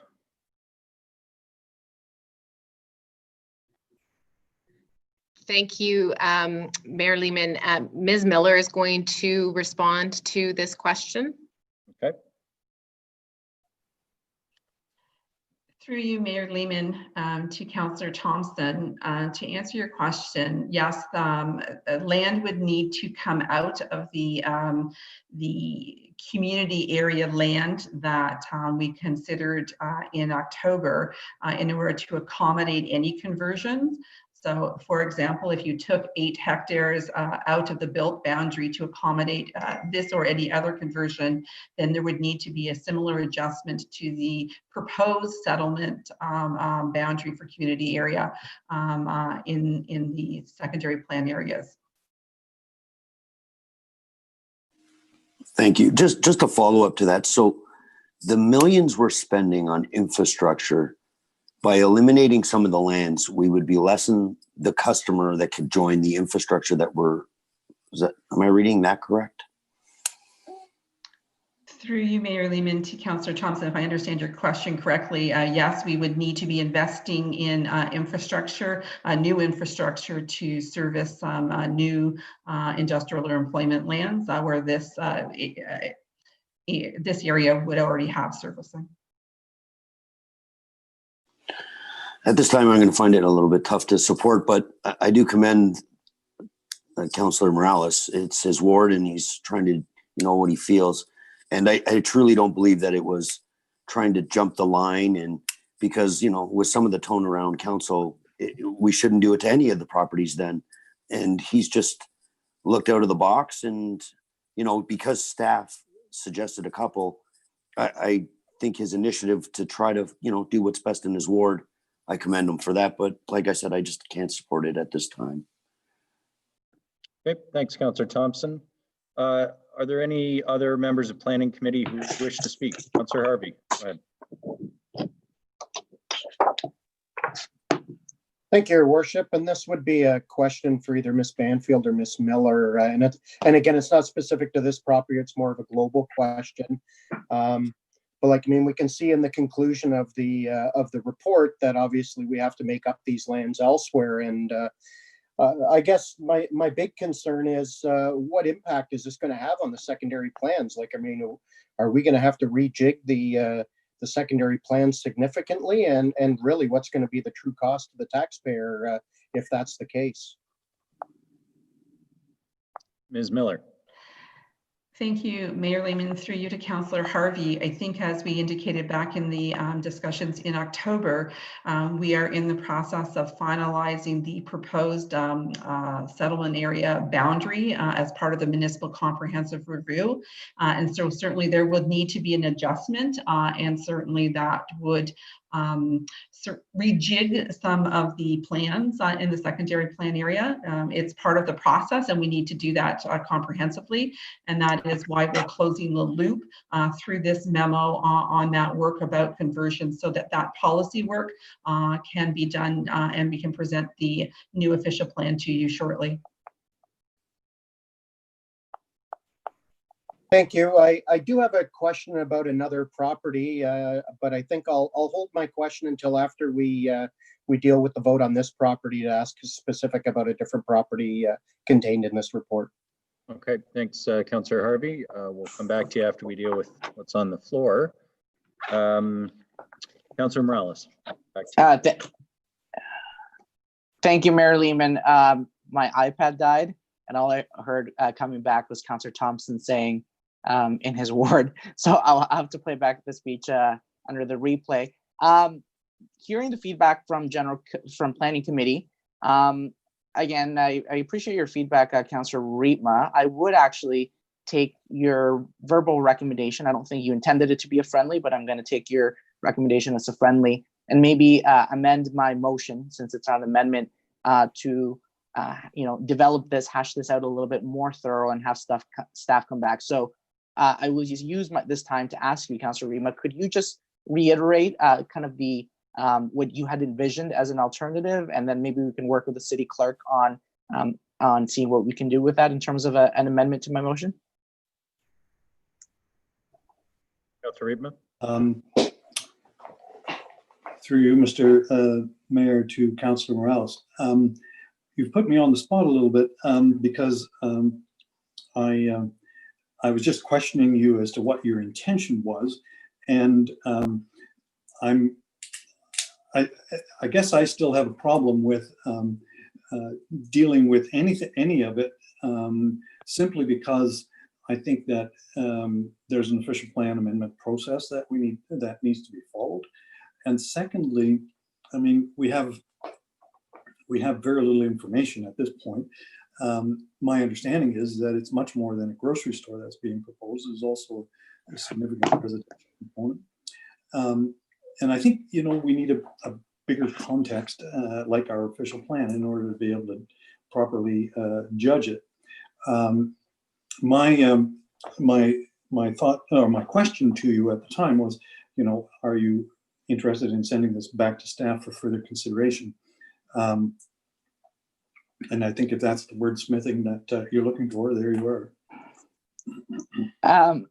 Thank you, Councillor Rima.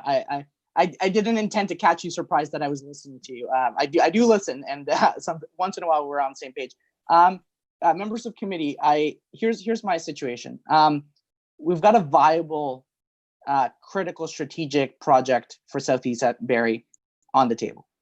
I'm hearing what you're saying about respecting the process and staff. I'm hearing about the possible effects that this might have on phase 2, 3, and 4 land, which I'll just remind everybody, some of that land is decades away. So even if it has a ripple effect, a bird in hand and two in stone. That said, I don't want to give any false hope. If staff is very clear, like this shall be industrial, we will never ever consider commercial.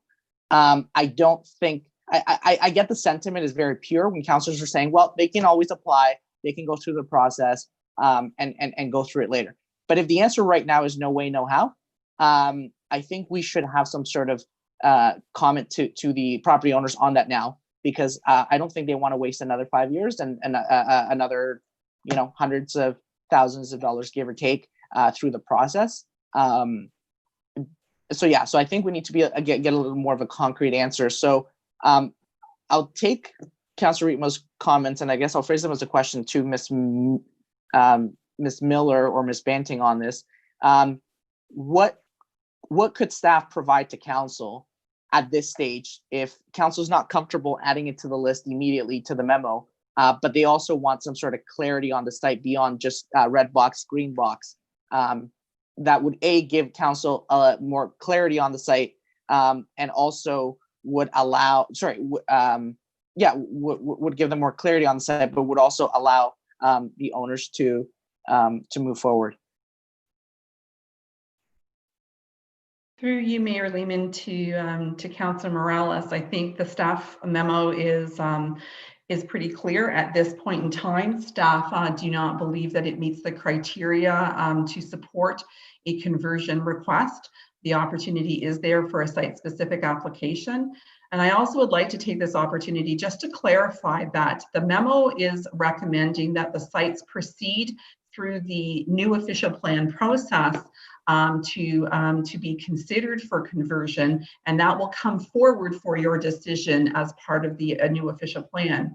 So nothing that is in the memo today would be able to proceed to any type of development until the new official plan is considered by council and approved, and that is not anticipated to happen until sometime next year. So from a timing perspective, a site-specific development application may actually catch up to this official plan process and would provide the opportunity for a much more detailed review, given the comments that you're suggesting the development proposal might have for consideration. Okay, perfect. So staff wouldn't be able to provide more clarity on the site to council and the public before that official plan is adopted and the appeal period lapses. Is that correct or incorrect? Through you, Mayor Lehman, that is correct, Councillor Morales. It's ultimately council's decision in terms of what land use designations properties will have and be reflected in the new official plan. Okay, perfect. Thank you very much, Ms. Miller.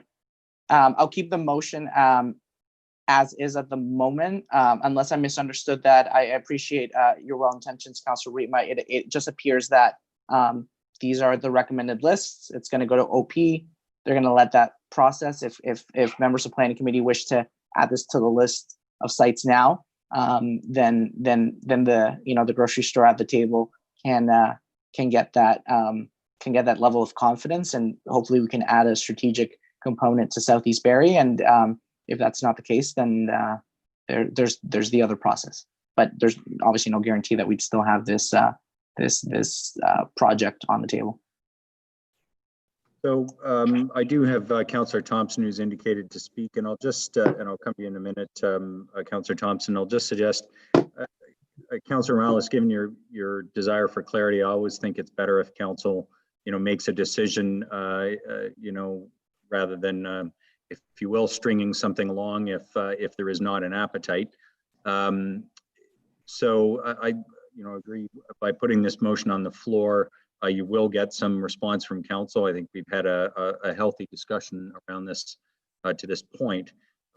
So I would like to bring the motion that's on the floor to a vote relatively soon. Members of Planning Committee, Councillor Thompson, if you wish to speak, and anybody else who wishes to speak, if you could just indicate, I would like to bring this to a vote. So go ahead, Councillor Thompson. Thanks, Mayor Lehman. Actually, my question was answered. It was if they were put on the list, through you to staff, if they were put on the list, could they actually go to build form? And from what the answer was, I think the answer is no. So thank you.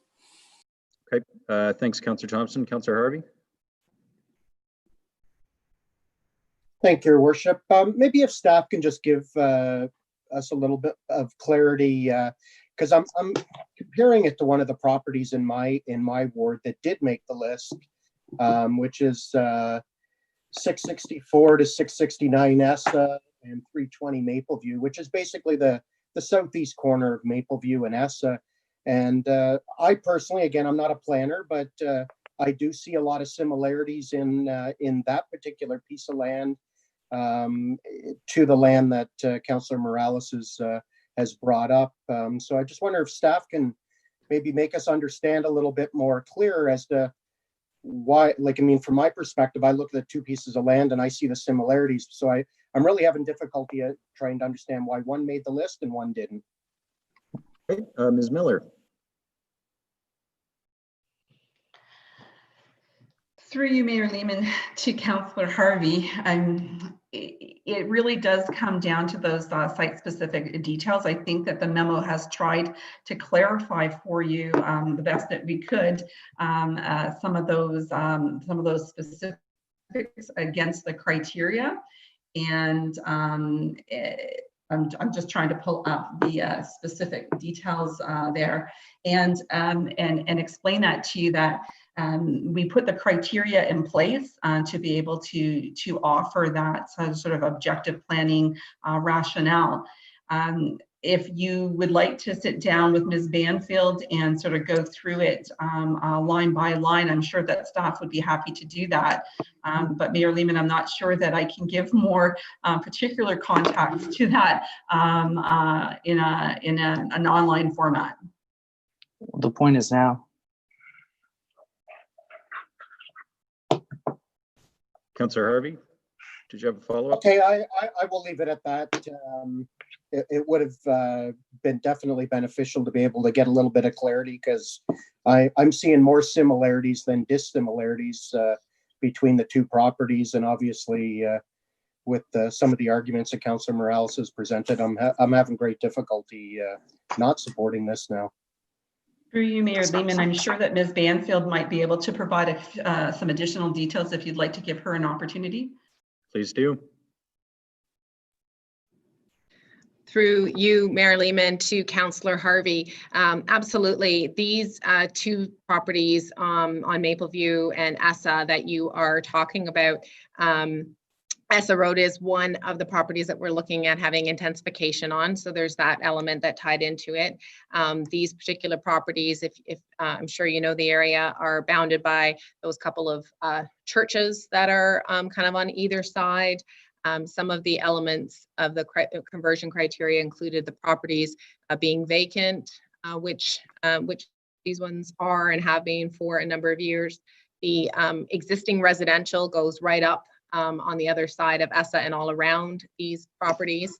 So there were just some other elements that were unique to these properties that are different than 611 Huronia.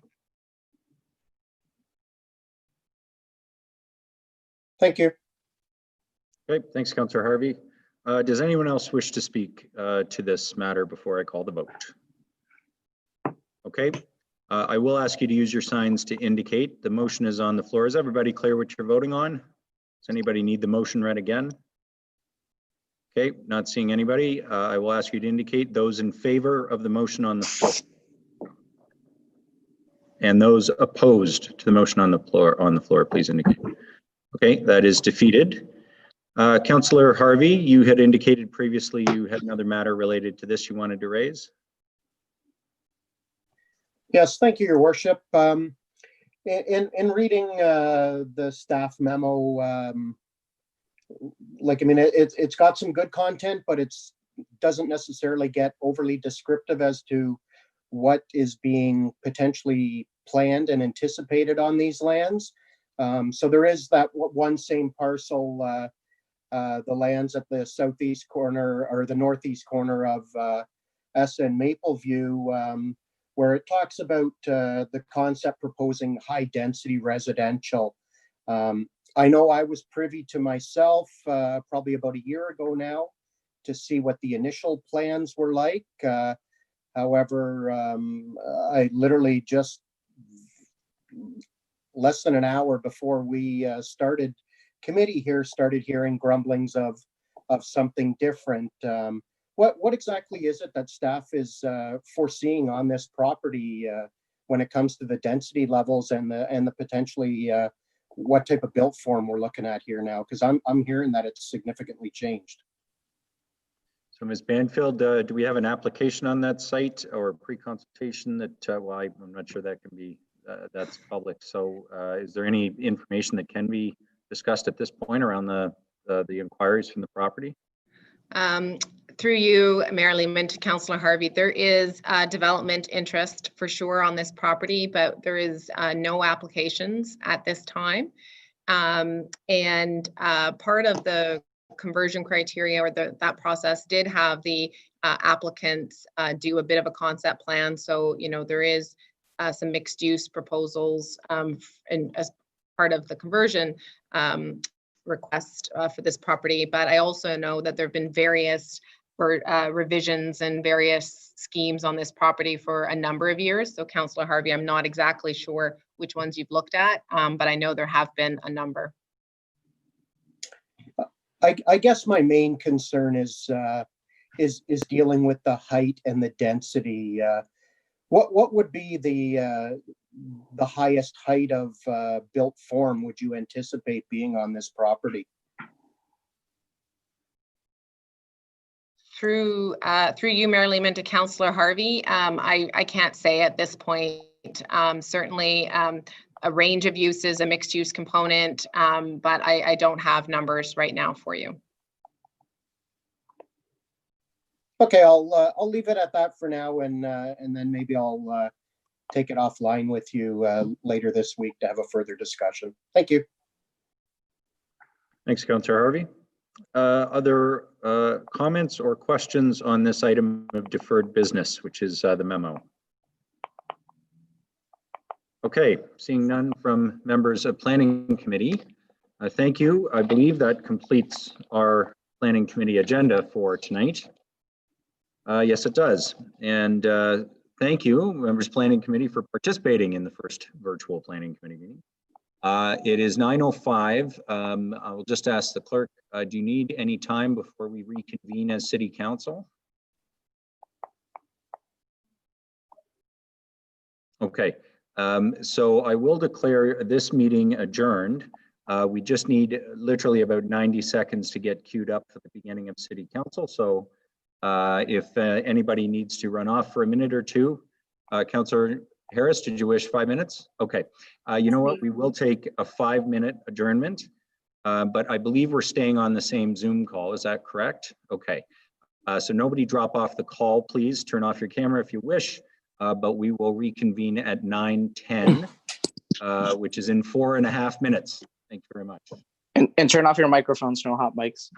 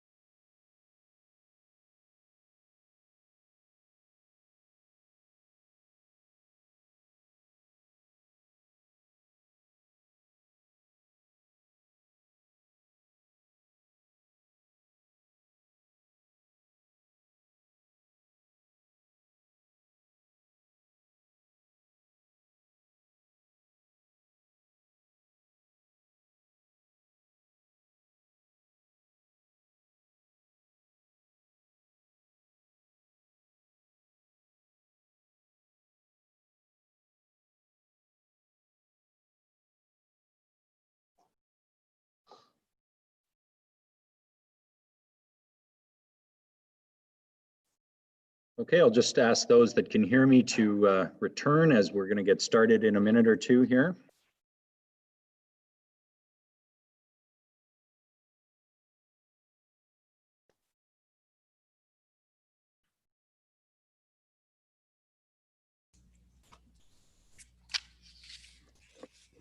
Good. All right, Madam Clerk, over to you. Please rise as you are able. I now call this meeting of City Council to order.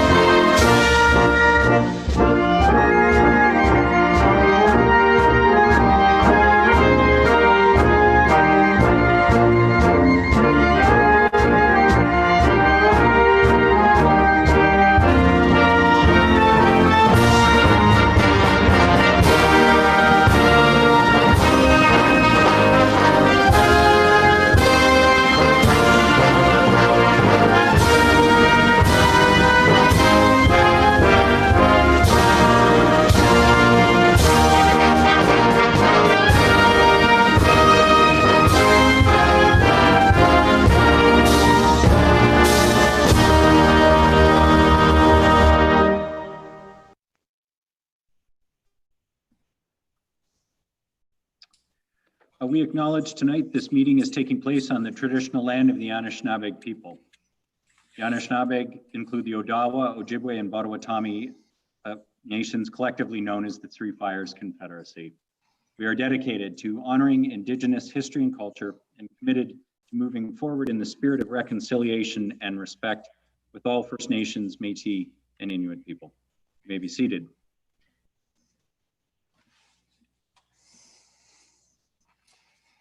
Okay, welcome to our Barrie City Council virtual meeting. As I said at the outset of Planning Committee, of course, in accordance with the Order in Council and the emergency restrictions, we are meeting remotely. Members of our executive management team and senior leadership team with items on the agenda are on the call, but may not be visible.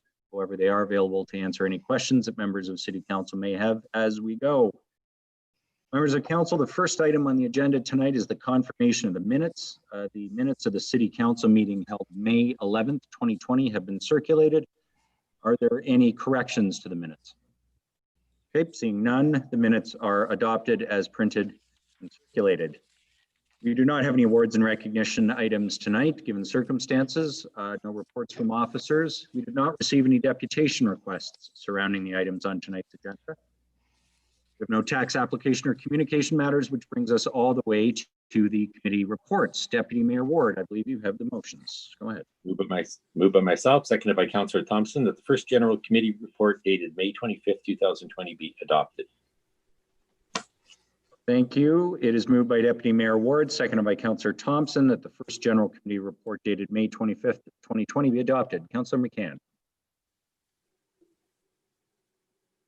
Oh, sorry, you're muted.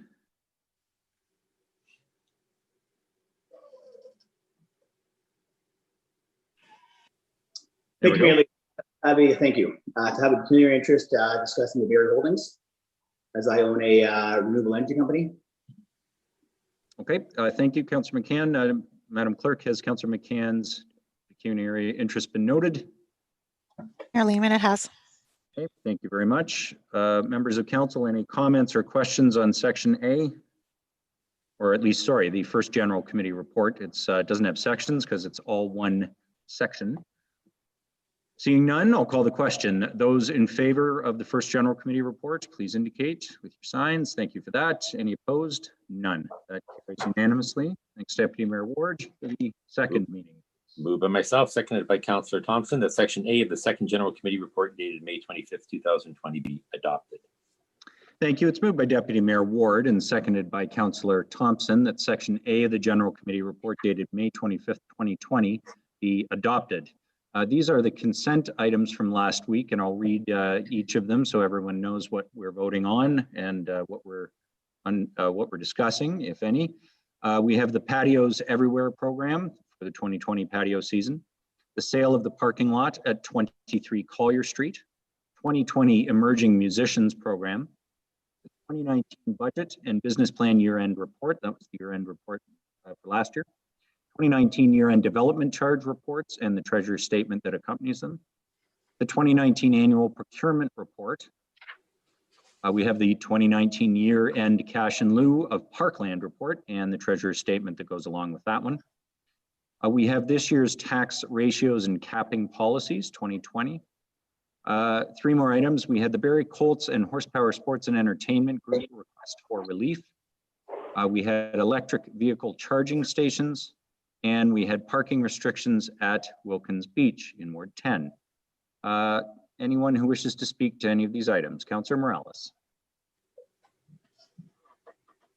Thank you, Mayor Lehman. My iPad died, so if I go to the motion, I'm going to have the screen freeze on me. Councillor Alwyn, you're seconding the motion regarding to the EV. Would you assist me in just reading it out loud for members of committee? Okay, Councillor Alwyn. I actually have it myself in front of me, so I can do it if you want. Yeah, actually, you know what? I just realized I've got it too. So the motion I have in front of me is moved by Councillor Morales and seconded by Councillor Aylwin.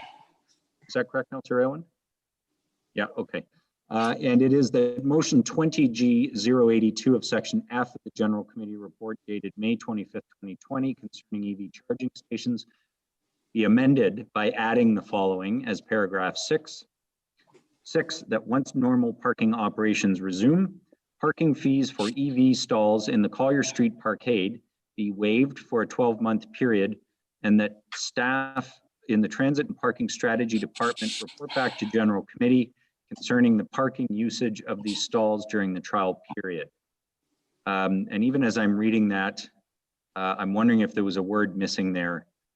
No, sorry, I'm just rereading it. I've got it. Okay, so it is to waive the parking charges in the EV stalls in the Collier Street Arcade. Councillor Morales, go ahead. Thank you, Mayor Lehman. So I wanted to move this motion forward. I know that when we put up the EVs, the previous council put up the charging stations in the parkade. We put them up at the top floor because the comments from staff at the time were the parkade so far is never fully utilized. EV drivers, they don't mind walking the extra. They're used to tracking down a charging station, walking a little bit extra. So that's why they were put in that location. The purpose of the amendment is to essentially give a trial period, an extension on waiving the enforcement for parking in order to incentivize both EVs as well as not affect the current status quo. And I'm going to give everybody a very quick but important analogy on that. This actually helps prioritize parking spots, valuable parking spots along the water, and prioritizes them for people who have maybe given feedback in the past that, there's EV spots down in the water downtown, there's no cars in them, but you're not letting me park in them. I'll give you an example. If 10 EV cars arrive at the waterfront, 10 of them, and they want to park and do their thing on a waterfront, let's assume there's 5 parking spots. One would expect that the 5 of those 10 cars would park in the EV only spots, which, by the way, we voted on last week to confirm with the provincial legislation that we're now enforcing, aka taking gas cars to their parking EV spots. So 5 EV cars likely will park in those spots. They'll charge up and they'll go on their way. The remaining 5 cars have a choice. And that choice is, do they park in gas spots along the waterfront? Or do they now go to the parkade, if this amendment passes, to the top floor and park there with no enforcement and in terms of parking rate, and hook up to the EV charging, and then proceed to the waterfront, likely shop. They have to go through Dunlop Street and engage with their merchants. So this does prioritize that, because if this amendment passes, you are increasing the likelihood, we can't guarantee it, increasing the likelihood that those 5 people in this example will say, you know what, no, I value the EV spot. People are coming from the GTA, from Skoka, or even locals, and they're going to go, especially if they're going to be walking walking or shopping for a couple of hours, they're going to go to the parkade, and those spots are never, and that's parkade at the moment is never at 100% capacity. They're going to hook up, and they don't mind doing the walk, and therefore freeing up 5 more spots for gas cars on the waterfront. So for any councillors that have had residents say, I want to park on the waterfront. I'm a resident. I've been here for decades. And not only am I losing a spot to an EV driver, the EV driver isn't even in that location. You are now reallocating them to a different spot. So economics would say it's a reallocation and efficiency. And that's why it's valuable. This is an amendment that has a win-win for not only gas driving residents, but also for EV drivers as well. And the nice thing about it, it's a trial period. As we can appreciate with staff, they're coming back with an economic development recovery program. And there's going to be many recommendations in there, some of which might be a reduction in enforcement of parking as it is. This is just an extension of that 12-month period. I didn't want to wait for that report to come later, just because we are kind of, every day is a summer day, and we are trying to get the benefits of that. But I think this is a really forward win in both supporting the transition to EV cars, electric vehicles, as well as, in a way, not accidental, but in a win-win way, prioritize waterfront parking for people who don't have EVs at the moment, knowing that EV drivers are more than willing to do the extra walk, both because almost all EV drivers will have apps on their phone that tell them where charging stations are at, but also their cars will do it as well. And they're just very motivated, just the way urban gardeners, go that extra mile and are motivated. EV drivers are cut from the same cloth. So again, I welcome any questions on the amendment. Okay, thanks, Councilor Morales. Others who wish to speak to this amendment? Okay, I will then call the question on it. The amendment would make those EV stalls no cost for a 12-month pilot period. Those in favor of the motion, please indicate using your signs. Any opposed? None. That carries.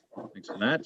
On the main motion as amended, this is, again, all of the consent items from last week. Any comments or questions? Further comments or questions or amendments? Okay, seeing none, I will call the question on Section A. Those in favor of Section A, please indicate. Anybody opposed? None. That carries unanimously. Thank you very much. Deputy Mayor Ward, Section B, please. Moved by myself, seconded by Councillor Thompson, that Section B of Second General Committee Report dated May 25th, 2020 be adopted. Okay. It is moved by Deputy Mayor Ward, seconded by Councillor Thompson, that Section B of the General Committee Report dated May 25th, 2020 be adopted. This is with regards to City Centre outdoor patio fees, the impacts of the Dunlop Street East Corridor improvements. Councillor Aylwin. Thank you, Mayor Lehman. I won't be participating in the discussion or the vote on this issue, as I have a potential pecuniary interest in the matter and a potential conflict, as my father owns a business on the stretch of Dunlop Street.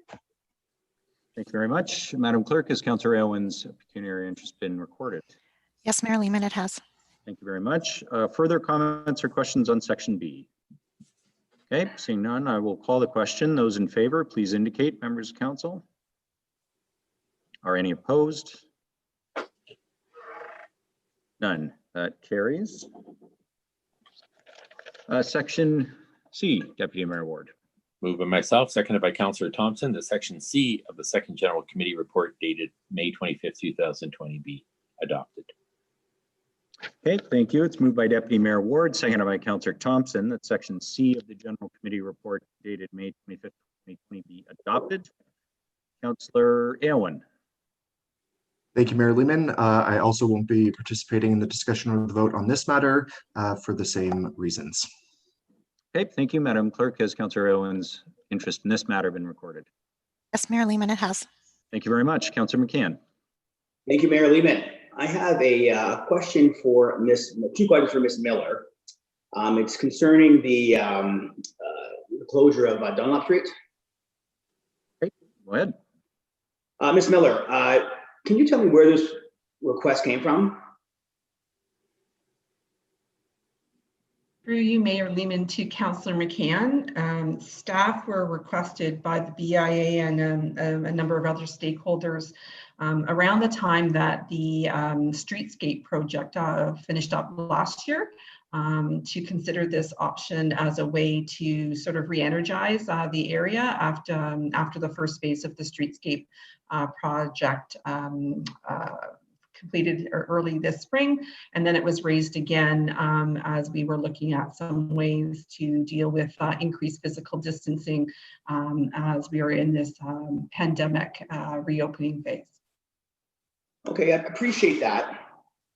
I understand summer's coming and we need to maybe make decisions sooner than later. But if I were to put an amendment and it was to pass that we ask BIA to come back with a business plan, just explaining, you know, a few things, giving a little more detail. How fast, if they got the report back to us, how fast could we turn this around? Through you, Mayor Lehman, clarification, Councillor McCann, how fast could we get the pedestrianization happening? Is that your question? Yeah, the BIA came back. If we pass, I'm going to probably put an amendment forward and ask council to ask the BIA to bring a business plan. And I'm just curious, if they brought us a business plan in 2 weeks or 3 weeks, how fast could we turn this around so we would have the summer and we would have Dunlop Street closed for the summer? Through Mayor Lehman, we are proposing that it was to take place starting on June 15th, which is approximately 2 weeks from now. So I would think that as we continue to work with the BIA in a collaborative manner on this, once their additional information was available, we would be able to make that 2-week timeline similar to what we're proposing now. So it'd be a fast turnaround time is what you're saying? Through you, Mayor Lehman, yes. Okay, so I am going to put an amendment, Mayor Lehman. Okay, go ahead. I think everybody has a copy of it, so I'll just read it though. Moved by myself and second by Councillor Harvey, that Section C of the Second General Committee report dated May 25th, 2020 be amended by adding the following as paragraph 2. That pending this review, staff and Economic and Creative Development Department report back to General Committee to provide details concerning the findings of the BIA business survey concerning the pedestrian concept and the BIA business plan on marketing and promotion, the recommended outcome. Okay, we have an amendment to Section C. It's moved by Councillor McCann, seconded by Councillor Harvey. It's to add a paragraph 2 that pending this review, staff in the Economic and Creative Development Department report back to General Committee to provide details concerning the findings of the BIA business survey concerning the pedestrianizing concept and the BIA business plan on marketing and promoting the recommended outcome. Go ahead, Councillor McCann. Thank you, Mayor Lehman. You know, in reading this report, I really believe that this is putting the horse before the cart. You know, the buck stops with City Council, right? And it's our responsibility. Dunlop Street is our responsibility. And the BIA shares in that responsibility. But at the end of the day, we are responsible. So I would like a little more control. I would also like to have the BIA come back to us with a small business plan. I understand that a lot of people in the city are trying to do whatever it takes because we're in this pandemic, but I just believe that the timing right now is off. And I'll tell you why. I believe that we need to flush out a lot of the details. Not all the businesses are actually cooperative. Some of them are just dead right, do not want this. The restaurant and bars, who I think would be the major draw, we don't know what's going to happen with them. I do hear that through our MPPs that we may be able to open up the restaurants and bars, but to what capacity, right? You know, and also the timing. I mean, I would like to have the BA discuss this with their members and maybe consult with the residents by maybe having it as a hybrid, as Ms. Miller pointed out, maybe Thursday at 5 o'clock till Saturday at 5 o'clock. It's also going to affect curbside delivery. It's also going to affect retailers that have deliveries and pickups. So, you know, I just think that we need more time and we need to have a better plan. And the worst thing that we could do is do something half-assed. As you all remember my grandfather saying, if you're going to walk, walk. If you're going to run, run. Don't wobble. I really believe that we're wobbling here. And I think at the BIA, we need to see a plan how we're going to promote it. I think I was talking to Miss Miller today, or maybe it was our clerk. And I would hate to see us close down Dunlop Street. 3 weeks into it, someone says, is Dunlop closed? Because there was no promotion plan. So I believe that just taking a bit of a pause and having the BIA decide, is this year the best year to close down Dunlop Street? Or maybe it's best to rally the troops, rally some financing, get a big marketing promotion plan, and set this for 2021. Thank you. Okay, thanks, Councillor McCann. We do have 2 members of council on the board of the BIA, and I understand they met about that again today, and we're meeting about this last week. So I'll go to the council representatives on the BIA, Councillor Jim Harris, and then I'll go to you, Councillor Morales. Thank you, Mayor Lehman. I have a question of a clarification for Ms. Miller, and I appreciate Councillor McCann's interest in having this done well. And I also appreciate staff's approach to trying to be proactive and being prepared should the BIA support or confirm the idea of closing downtown.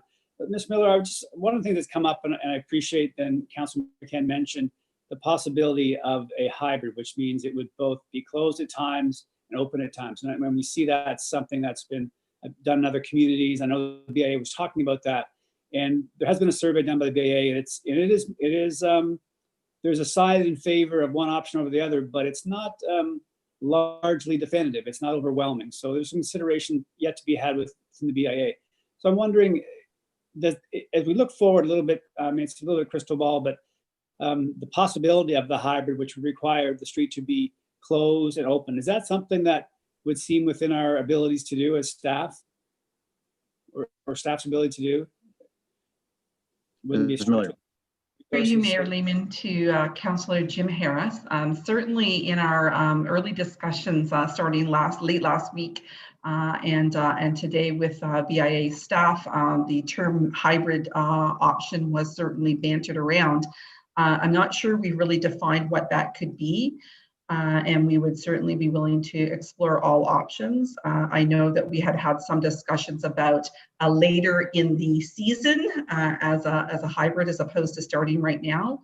I will say that logistically, it may be more of a challenge for our operations staff to put the barricades up and close things kind of weekends only, but certainly we're open to exploring everything. But that's where some of the logistics really need to be worked out. If it is going to be a hybrid plan, we need to understand what the options are and what does that mean from an operational logistics perspective. And we will certainly do that with the board and BIA staff.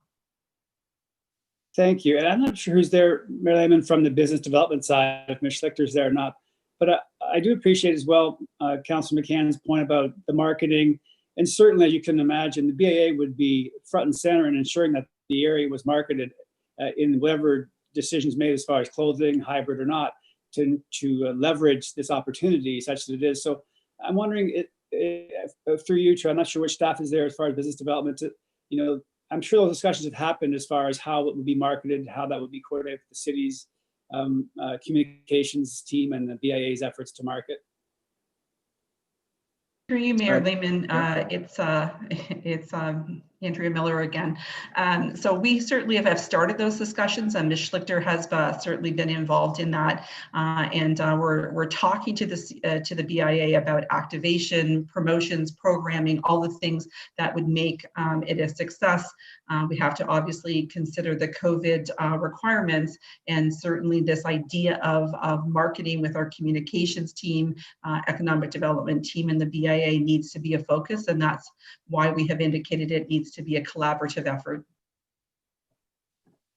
Thank you. So I guess, I mean, I appreciate the rationale behind Councillor McCann's amendment, and I'm looking at it thinking it may be what the things that the BA would be concerned of doing anyway, which is really to look at this critically, make sure it meets the needs of its members, and to develop a really effective marketing and promotion strategy. So I don't think, I'll look for other people's comments, that this gets in the way of what we're trying to do. So I don't have any real objection to what has been provided here. The key thing from the perspective from the BIA is that we have the latitude and time to make this make the most of this opportunity that's been presented. So, and there's so many uncertainties. Obviously, the street that's being offered, the area. I was by today to kind of just give a sense of what it looks like today, and it's not exactly ready to be enjoyed by pedestrians and cyclists.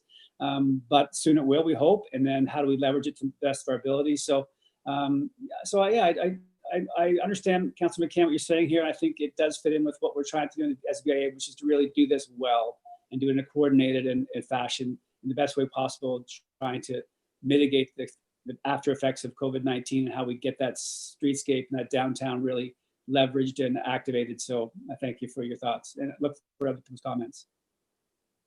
Councilor Morales. Thank you, Mayor Lehman. I'll ask a question to Councilor McCann. Councilor McCann, the T in SMART and the SMART principle is timely. You said we need a little more time to get it right, and the execution, 100% agree. The success, in my opinion, the success or failure of this will be on its implementation and operations. I think hybrid's probably what I would go forward with. So it's implementation that it comes down to. How much more time were you hoping on giving to your amendment? I don't like amendments that are kind of just come back because things get shuffled away. There's no, when you give someone a deadline, you're increasing the likelihood of follow through. So I just was wondering if you're looking for 2 more weeks, if you're looking for 4 more weeks, if you're looking for 2 months, because that will affect how we roll this out if we roll this out in 2020. Councilor McCann. Thank you, Mayor Lehman. And thanks for your question, Councilor Morales. I would like this back as soon as possible. I'm a fan of increasing business in the downtown. I'm a fan of getting more information. I just think that, if we're going to do this, we have to do this with intent, and we have to get it right. And I just don't think that the BIA or City Council has enough information, especially with our street being torn up, to promote this, the closure of Dunlop Street right now. So I would just want to make sure that, I have all the confidence in the BIA. I think my first statement about the responsibility, it's a shared responsibility between us as city councilors and the mayor and with the BIA. And I just would like the BIA to come back with a plan saying, this is what our vision is. This is how we're going to implement the marketing promotion. This is the look of it. And I'm pretty sure that you're going to get my vote yes. So timing, if it came back in next week, that'd be fantastic. If it takes you guys 2 months to figure this out, because there's some maybe struggles with some businesses that are not interested in moving forward with this, and some are. I just think that without the bars and restaurants being able to participate, I think we're setting ourselves up for failure, and I want to set us up for success. Perfect. Thank you so much, Councilor McCann. By the way, your point of without the bars and restaurants being able to participate, we're setting ourselves up for failure. That goes back to my point about implementability and operations. And that should definitely, I hope that staff, when they move forward with this, try to align the timing, because that's a brilliant point. Ms. Miller, quick question. Is pedestrianization, is it a city-led initiative or downtown BIA-led initiative? I'm just wondering who is the lead and who is the support. I just want to get clarity on that.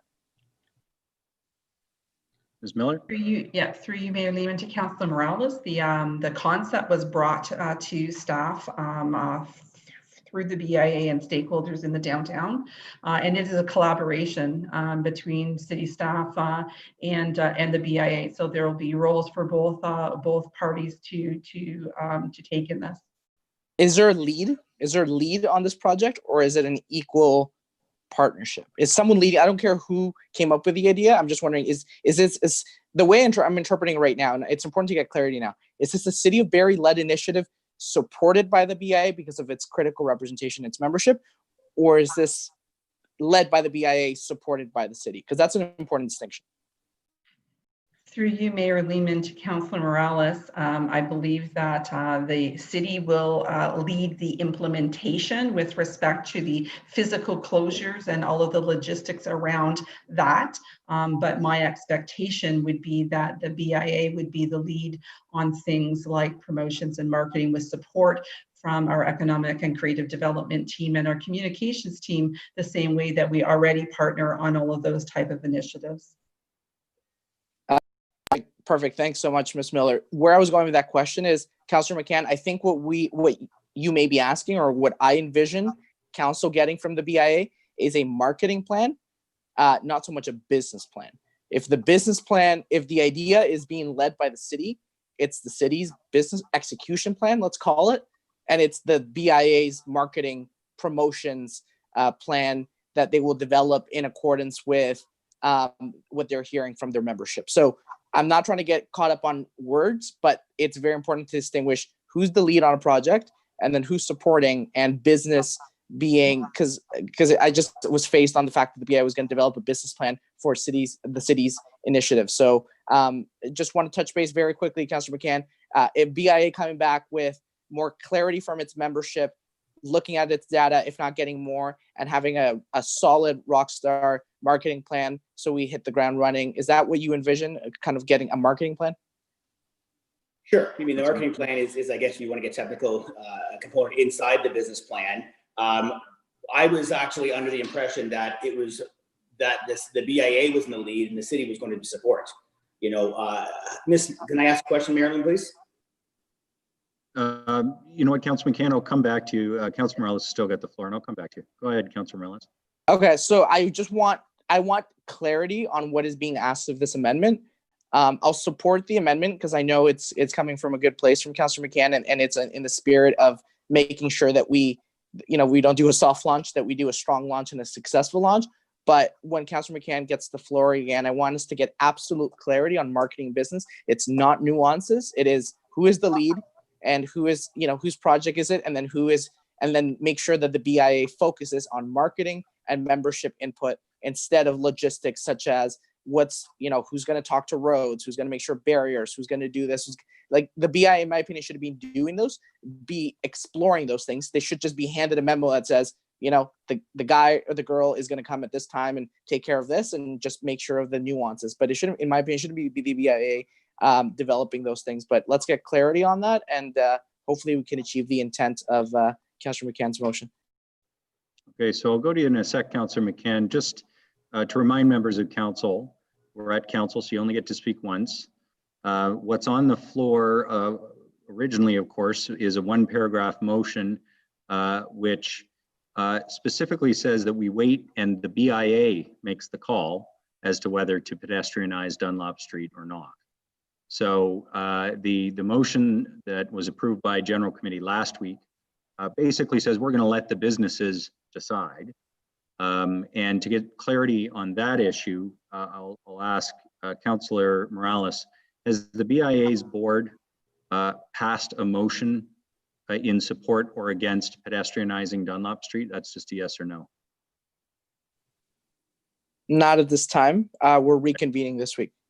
Okay, so we don't have the answer to that yet anyway, and I appreciate that, Councillor Morales. And I think, Councillor McCann, I think when you were introducing this motion, you'd spoken to more control and perhaps it sounded like reconsidering the decision after the BIA gives us their opinion. So I know Councillor Morales is looking for clarity on whether it's a marketing plan or business plan, I guess that it was his question.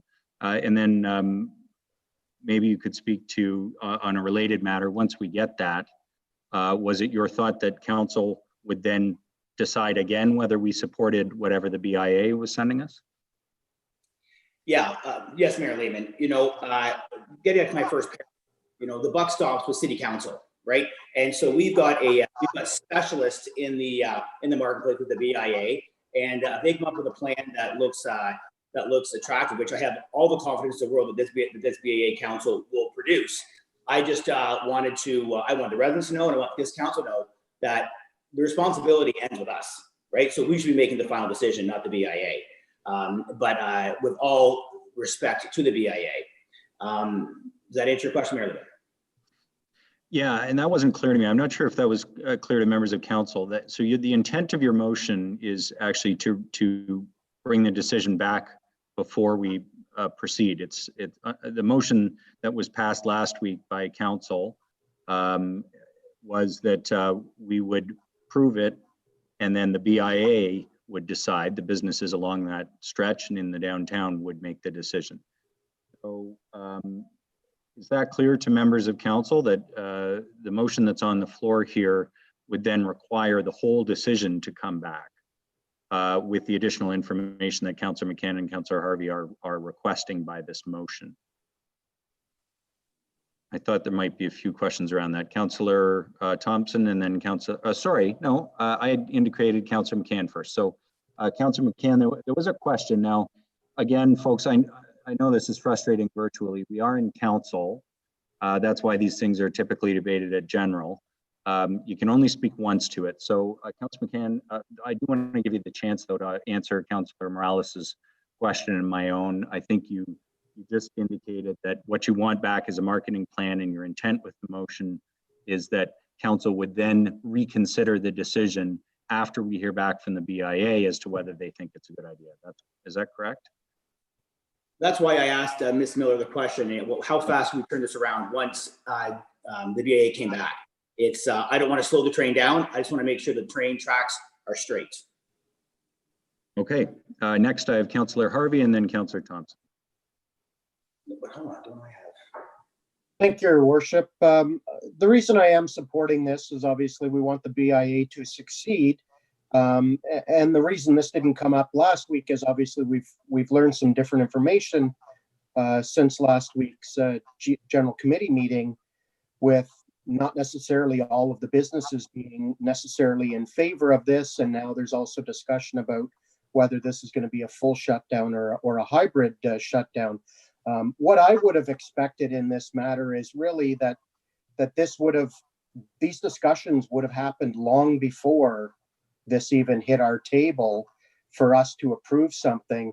And even with our discussion here this evening, it seems like there's more questions than answers being proposed. And like Councillor McCann says, we want this to succeed. We want to be able to jump back into the real world again after this COVID rolls out, and we want everyone to succeed. But it just doesn't seem like everybody's on the same page here, and potentially we're taking the cart before the horse a little bit. And personally, I would have preferred if these discussions would have taken place ahead of it coming to us, with an extremely 1 or 2 page staff report outlining how this is going to roll out, opposed to us approving something. However, there's still so many unknown variables that haven't been ironed out. It just creates a lot of issue for myself approving a potential street closure. However, we don't know the parameters around what's going to occur, or whether the major stakeholder in this even wants to be a participant in this, because they're back to polling their community. And also too, I think one of the other parameters that could have potentially played a part in this is we've seen a change in the guard at the BIA at the executive director level, along with some of the board members too. So that potentially could have obviously played a part in it too. But I just think that we're taking the cart before the horse. We don't have the information that we really need to be able to approve something in its fullness. And really, we're just proving something that is very lackluster in information, other than we're agreeing that if you want to, you can close a road down. And we want them to succeed. And I don't think there's anybody around this table that doesn't want them to succeed. And that's really the true intent of this amendment. Oh, thanks for that, Councillor Harvey. That's helpful. Councillor Thompson. Thank you. Through you, Mayor Lehman. I guess to Ms. Miller, first of all, can we get a schedule of street opening, Ponzi to Mulcaster complete, Mulcaster to Owen? What's the date on that? Through you, Mayor Lehman, to Councillor Thompson, as indicated last week, Mulcaster to Owen is scheduled to reopen June 15th. And the next section, which would be to Clapperton, is scheduled to reopen July 15th. And that is why there are 2 phases proposed in the original closure. Okay, thanks. I will support this, but the only thing is I don't want open-ended. So if Mike would take a friendly, or sorry, Councillor McCann would take a friendly to have the BIA report back to General Committee on June 15th. That way there's a little bit of pressure on the BIA to have a date. And secondly, I think we got to be a little bit careful. We got to leave it where the EA of the BIA making decisions. If some of the members want it and some don't, that's the job of the board and the EA. I think we've been down the position of getting involved in the BIA, which we should probably step back sometimes when it comes to the BIA. So that's my opinion. I will support it, but I would just like to see some hard dates and just make people accountable. This is the date. And if they come back, it would have to be, a pretty brutal plan, but then we might have to look at other things if that's the case. But that's all I'm asking for is a friendly with some dates, please.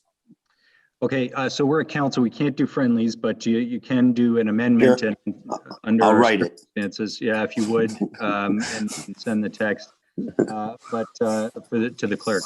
But Councillor, so you can't just take it as a friendly. We got to vote on it. Sorry. So what would the amendment be, Councillor Thompson? That the BIA report back with a business and marketing plan at General Committee on June 15th. Okay, perfect. So we could just add the words at General Committee on June 15th at the end, I think, of what's on the floor. Provided Mike is comfortable with that, okay. Mayor Lehman. No committee on. Sorry, folks. I'll just ask for order for a second. I need to go to the clerk. Go ahead, Ms. Cook.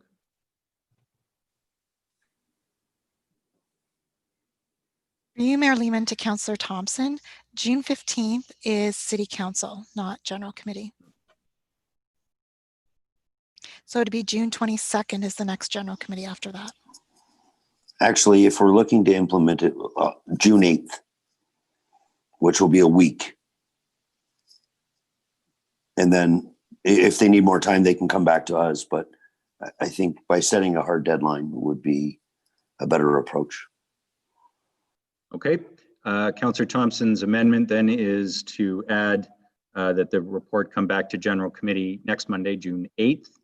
On that amendment, Councillor McCann and then Councillor Morales. Go ahead. Sorry, Councillor Thompson, you need a seconder. Somebody want to second that for Councillor Thompson? Councillor Kungle? Okay, thank you. Go ahead, Councillor McCann. Thank you, Mayor Lehman. Can I maybe ask a two-part question, one to you, and then I'll answer Councillor Thompson. Councillor Morales asked about the model, the business case, who's involved. When are we going to be discussing that? After Councillor Thompson's amendment or motion? Sorry, not clear what you're asking.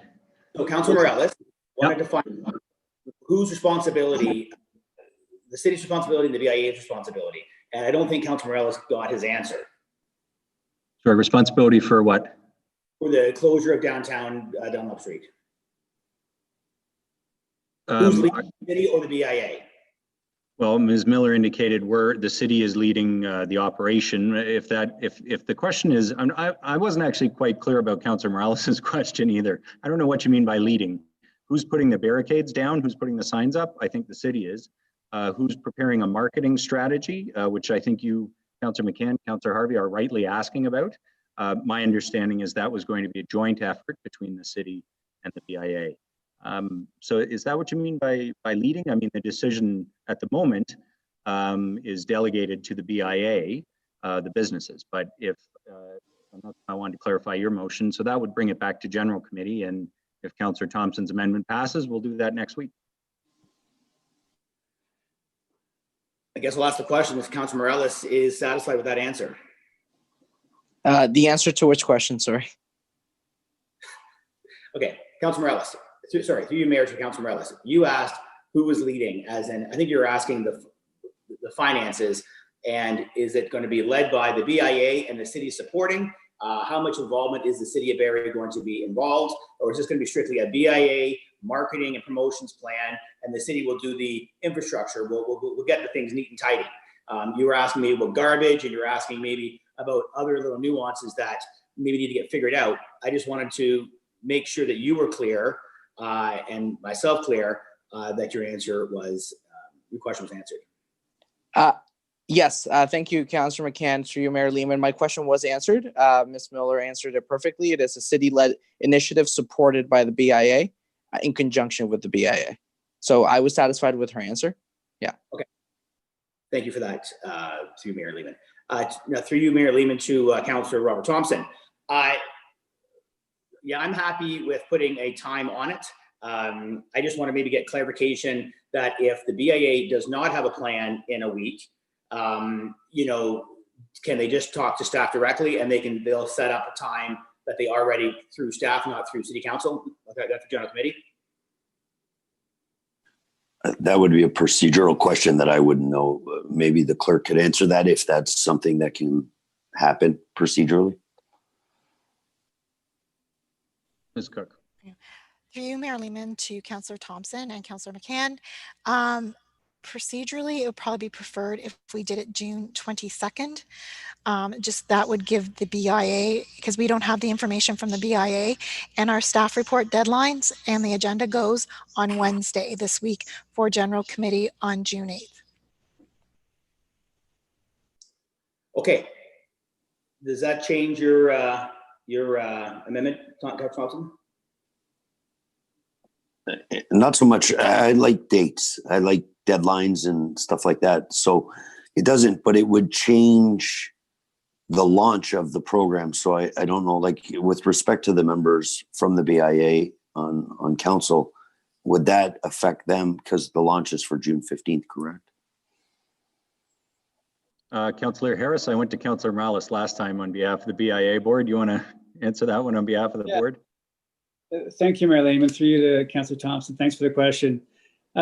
No, as we sit today, there's no great Russian plan to be having this happen by June 15th in the BIA. So there's still work to be done to determine how this will work, how this will be marketed, how this impacts positively or negatively.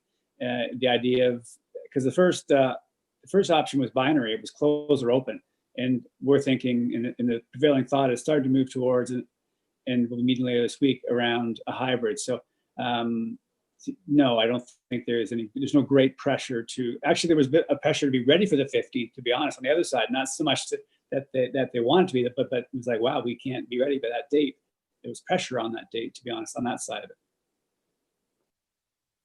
So in saying that then, through the clerk, if the amendment could read to report back to General Committee on June 15th, if Councillor Kungl would still second that with the change of date? Would be the 22nd is General Committee. Sorry, 22nd. Okay.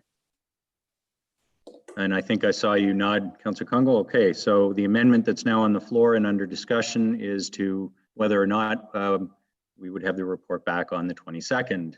On that date issue specifically, anyone else wish to comment? Okay, then I'll call the question just on the amendment, whether or not to have the report back on the 22nd. Those in favor, please indicate. Any opposed? None. That carries. Back on the motion as amended.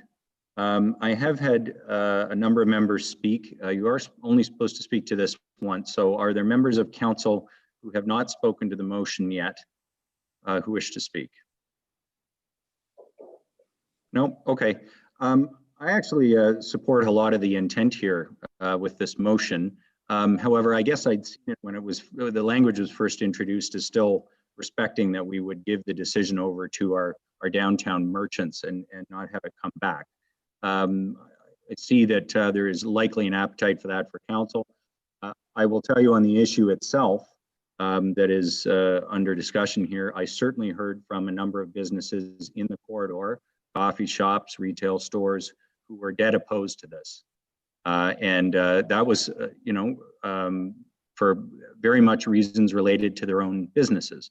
I've also heard widespread support for this, but I tend to listen, my own views, we should be listening to the business owners themselves most directly. They're the ones whose customers come in and out and who would be able to best judge whether pedestrianization will support them in recovering or not. I think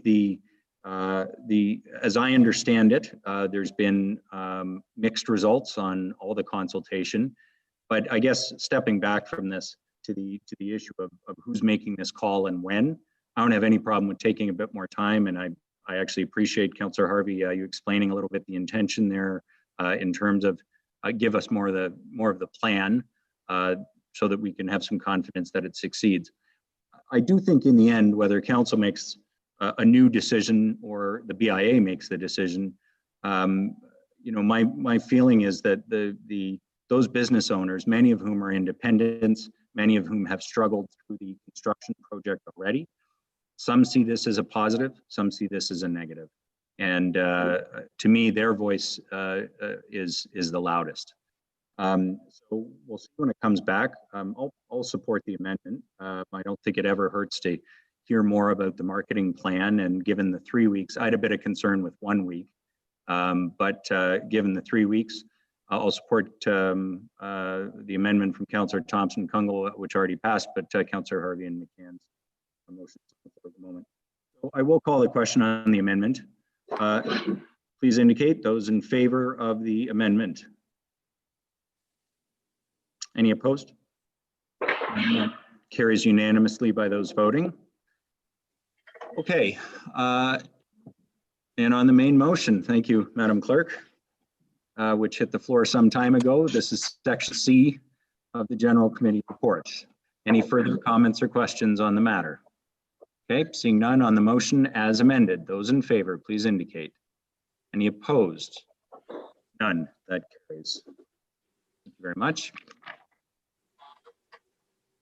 Okay, Councillor Aylwin's back in. Good. On section D, Deputy Mayor Ward. Moved by myself, seconded by Councillor Thompson, that section D of the second General Committee report dated May 25th, 2020 be adopted. Thank you. It is moved by Deputy Mayor Ward and seconded by Councillor Thompson that section D of the General Committee report, second General Committee report, May 25th, be adopted. This is with regards to the acquisition of property for various infrastructure projects in wards 2 and 8. Councillor Jim Harris, I believe you have an amendment.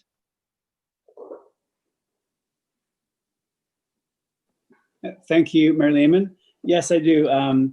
So the amendment reads that motion 20G086 of section D of second General Committee report dated May 25th, 2020 be amended to delete paragraph 1 and replace it with the following. 1, that staff be directed to A, complete the property acquisitions, the subject properties described in Appendix A to staff report INF 002-20002-20, and B, acquire easements where necessary over the subjected properties that abut water courses to facilitate the construction of walking paths in support of the City of Barrie's Transportation Master Plan and Drainage Master Plan. I can speak to that. Thank you. Okay, thanks very much, Councillor Harris. It's moved by Councillor Jim Harris and seconded by Councillor Aylwin that motion 20G086, a section D of the second General Committee report, May 25th, be amended to delete paragraph 1 and replace it with the following. 1, that staff be directed to A, complete the property acquisitions described in Appendix A to staff report INF 002-2020, and B, acquire easements where necessary over the subject properties that abut water courses to facilitate the construction of walking paths in support of the City of Barrie's Transportation Master Plan and the Drainage Master Plan. Go ahead, Councillor Harris. Thank you, Mayor Lehman. And first, I'd like to thank Mr. Aranasan Durand for his efforts to get this information turned around to us so quickly. And I appreciate you mentioning this last week, the opportunity that presented itself with these acquisitions and the chance to connect our city in a more thoughtful way and to add the past. So thank you for that. I believe also in consultation with the comments from Councillor Aylwin, that there's connections also to the Accessibility Advisory Committee efforts and work and the Transportation and Sustainability Committees as well. So really fits with some of our committee's interests in adding some really neat, valuable features that connect our city and to its waterfront and other areas. So I think it was a really interesting and positive initiative, and happy to support this effort and consider the easements to be able to include a walking, cycling path with this work. Okay, thanks, Councillor Harris. Anyone else wish to comment on the amendment on the floor? Councillor Thompson. Very quick, Mayor Lehman. I really am in support of this. I think it's a great idea. I would love to see it expanded to hydro right-of-ways and maybe somewhere down the line with our rail system for transit, like for cycling paths and all that. So I'm in full support, and I think it's a great initiative to start. Thanks for that. And I think, you know, for a long time, we've had some discussions around how we can continue to connect up these pathways, especially along the streams, Barrie being what it is. We're a city around a bay. We have a number of water courses that flow into that bay. And we've been lucky enough, like Wilkins Walk, to have areas where we can allow the public to enjoy walking along them and down to the water. But that's not possible along some of the older streams. So being able to do that and acquire property where we have the chance to do that, I think is a rare opportunity. But we could go a lot further than this. I mean, let's not forget, this came forward because of some stormwater improvements that need to be made, not necessarily because we're looking to build walking paths. So let's put a pin in that and consider what more we can do going forward. But thanks for that, Councillor Harris. Anyone else wish to comment on this one tonight, or Councillor Thompson? Anyone else wish to comment on this? Okay, I'll call the question on the amendment. Those in favor of the amendment, please indicate. Any opposed? None. That carries. Thank you very much. Deputy Mayor, oh, sorry, on the main motion as amended, section D, need to vote again. Anyone want to comment again? Okay. Those in favor, please indicate. Anybody opposed? No, that carries. Thanks for that. Section E, Deputy Mayor Ward. Moved by myself, seconded by Councillor Thompson, that section E of the second general committee report dated May 25th, 2020 be received. Okay, it's moved by Deputy Mayor Ward, seconded by Councillor Thompson, that section E of the second general committee report dated May 25th be received. It's to receive the memo regarding employment land conversion evaluation. Comments or questions? Okay, seeing none, those in favor of section E, please indicate. Or any opposed? None, that carries. Section F, please. Oh, sorry. Do we not? I had a motion for section F. Oh, it was earlier going to be separated, and then we decided not to do that. Okay, my apologies. That completes the second general committee report. Thank you, Deputy Mayor Ward. It brings us to inquiries, I believe. It does. Deputy Mayor Ward, do you have any inquiries of staff? I have none. Members of council, any inquiries of staff? Councillor McCann and then Councillor Harris. Thank you, Mayor. Thank you, Mayor Lehman. My question is to Ms. Miller. It's odd, but I've had a couple residents, not a couple, quite a few residents question why council closed Lakeshore, and sending me pictures of nobody on Lakeshore. And I have to admit, I've taken up cycling almost as a profession, and I don't see a lot of people using Lakeshore.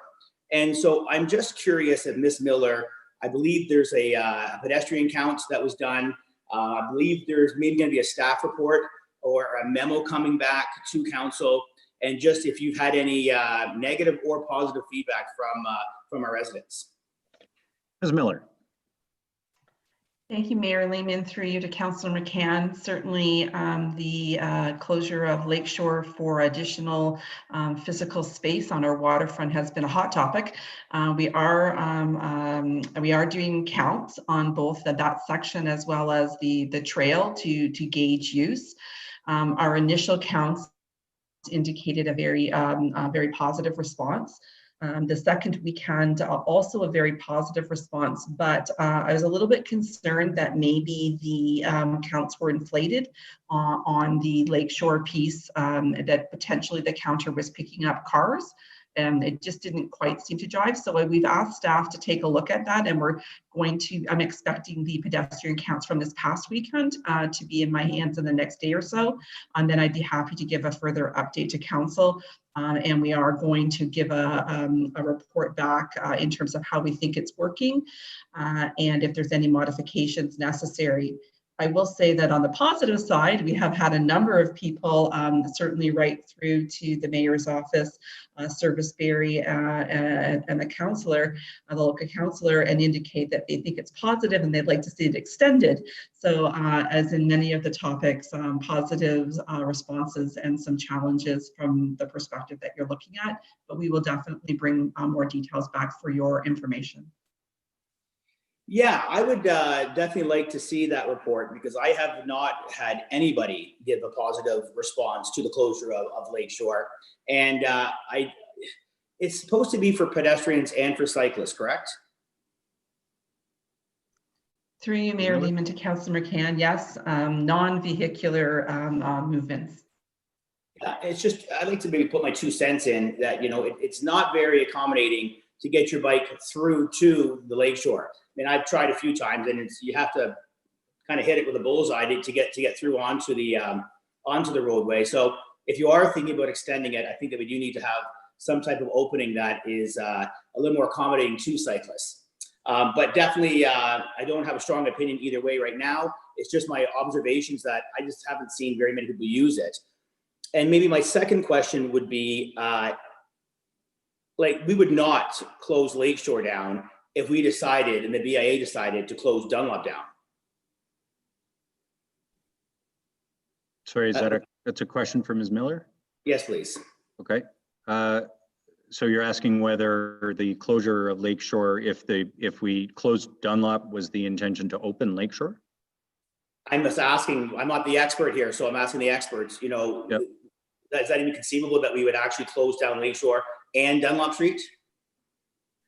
Okay, so you're saying beyond the current construction closure, Councillor McCann?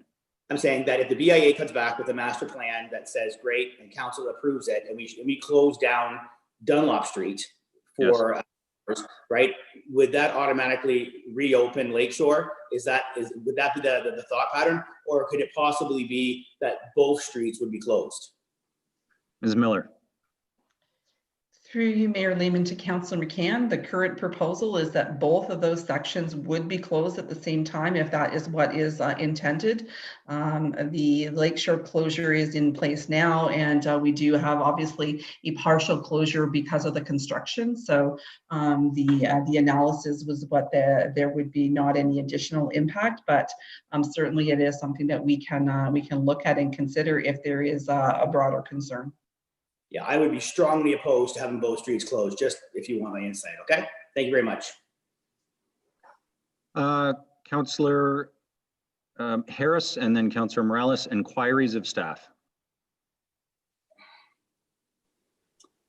Thank you, Mayor Lehman. Actually, my one inquiry was similar, and I have had similar experience as a cyclist and a motorist, and I was curious about the counts, but thank you for the question, Councillor McCann.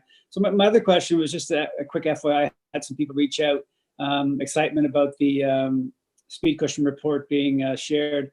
Any rough, I know it's hard with staffing and such, any rough timeframes that our contractor will have those speed cushions installed? Ms. Miller? I think it's first, Ms. Miller, thank you. Yep, Ms. Miller. Through you, Mayor Lehman, to Councillor Jim Harris. I understand that all the locates are done and the speed cushion work is underway.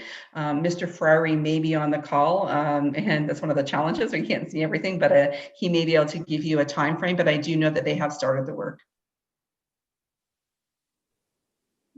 That's great, thank you. And I've had a few people reach out, so I'll just, I know again, it's challenging times, but seeing a lot of long dandelions in parks. So just wondering where we are at with the grass cutting in our public spaces and parks. Thank you.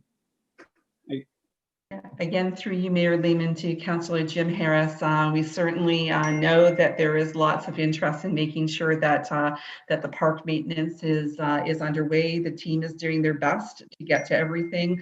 We are ramping up staffing, as I indicated a week or so ago. We are ramping up with additional staff, and in another week's time, we should be at about 50% of our regular seasonal staff complement.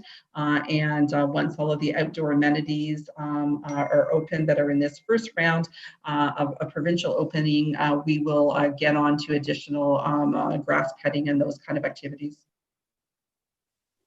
Thank you, Ms. Miller. I'm sure the residents appreciate the limitations and the description of the timing. So thank you very much. Thanks, Councillor Harris. Councillor Morales. Thank you, Mayor Lehman. To Ms. Miller, to piggyback on the inquiry from Councillor McCann, my inquiry is the follows.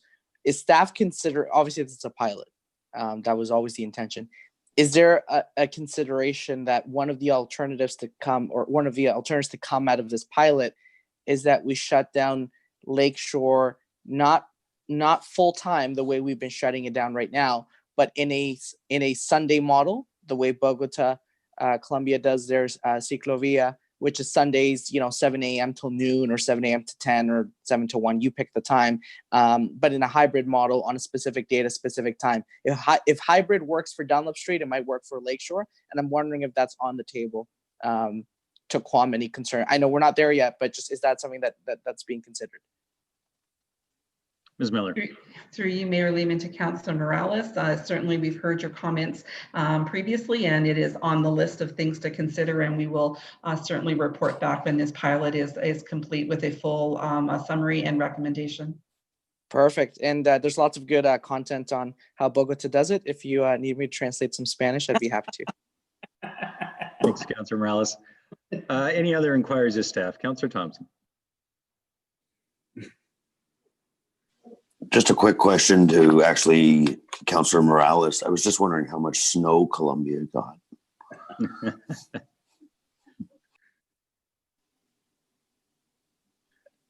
Like right now or in general? Colombia is interesting. If you go 4 hours north of Bogota, you're in. I'm sorry I asked.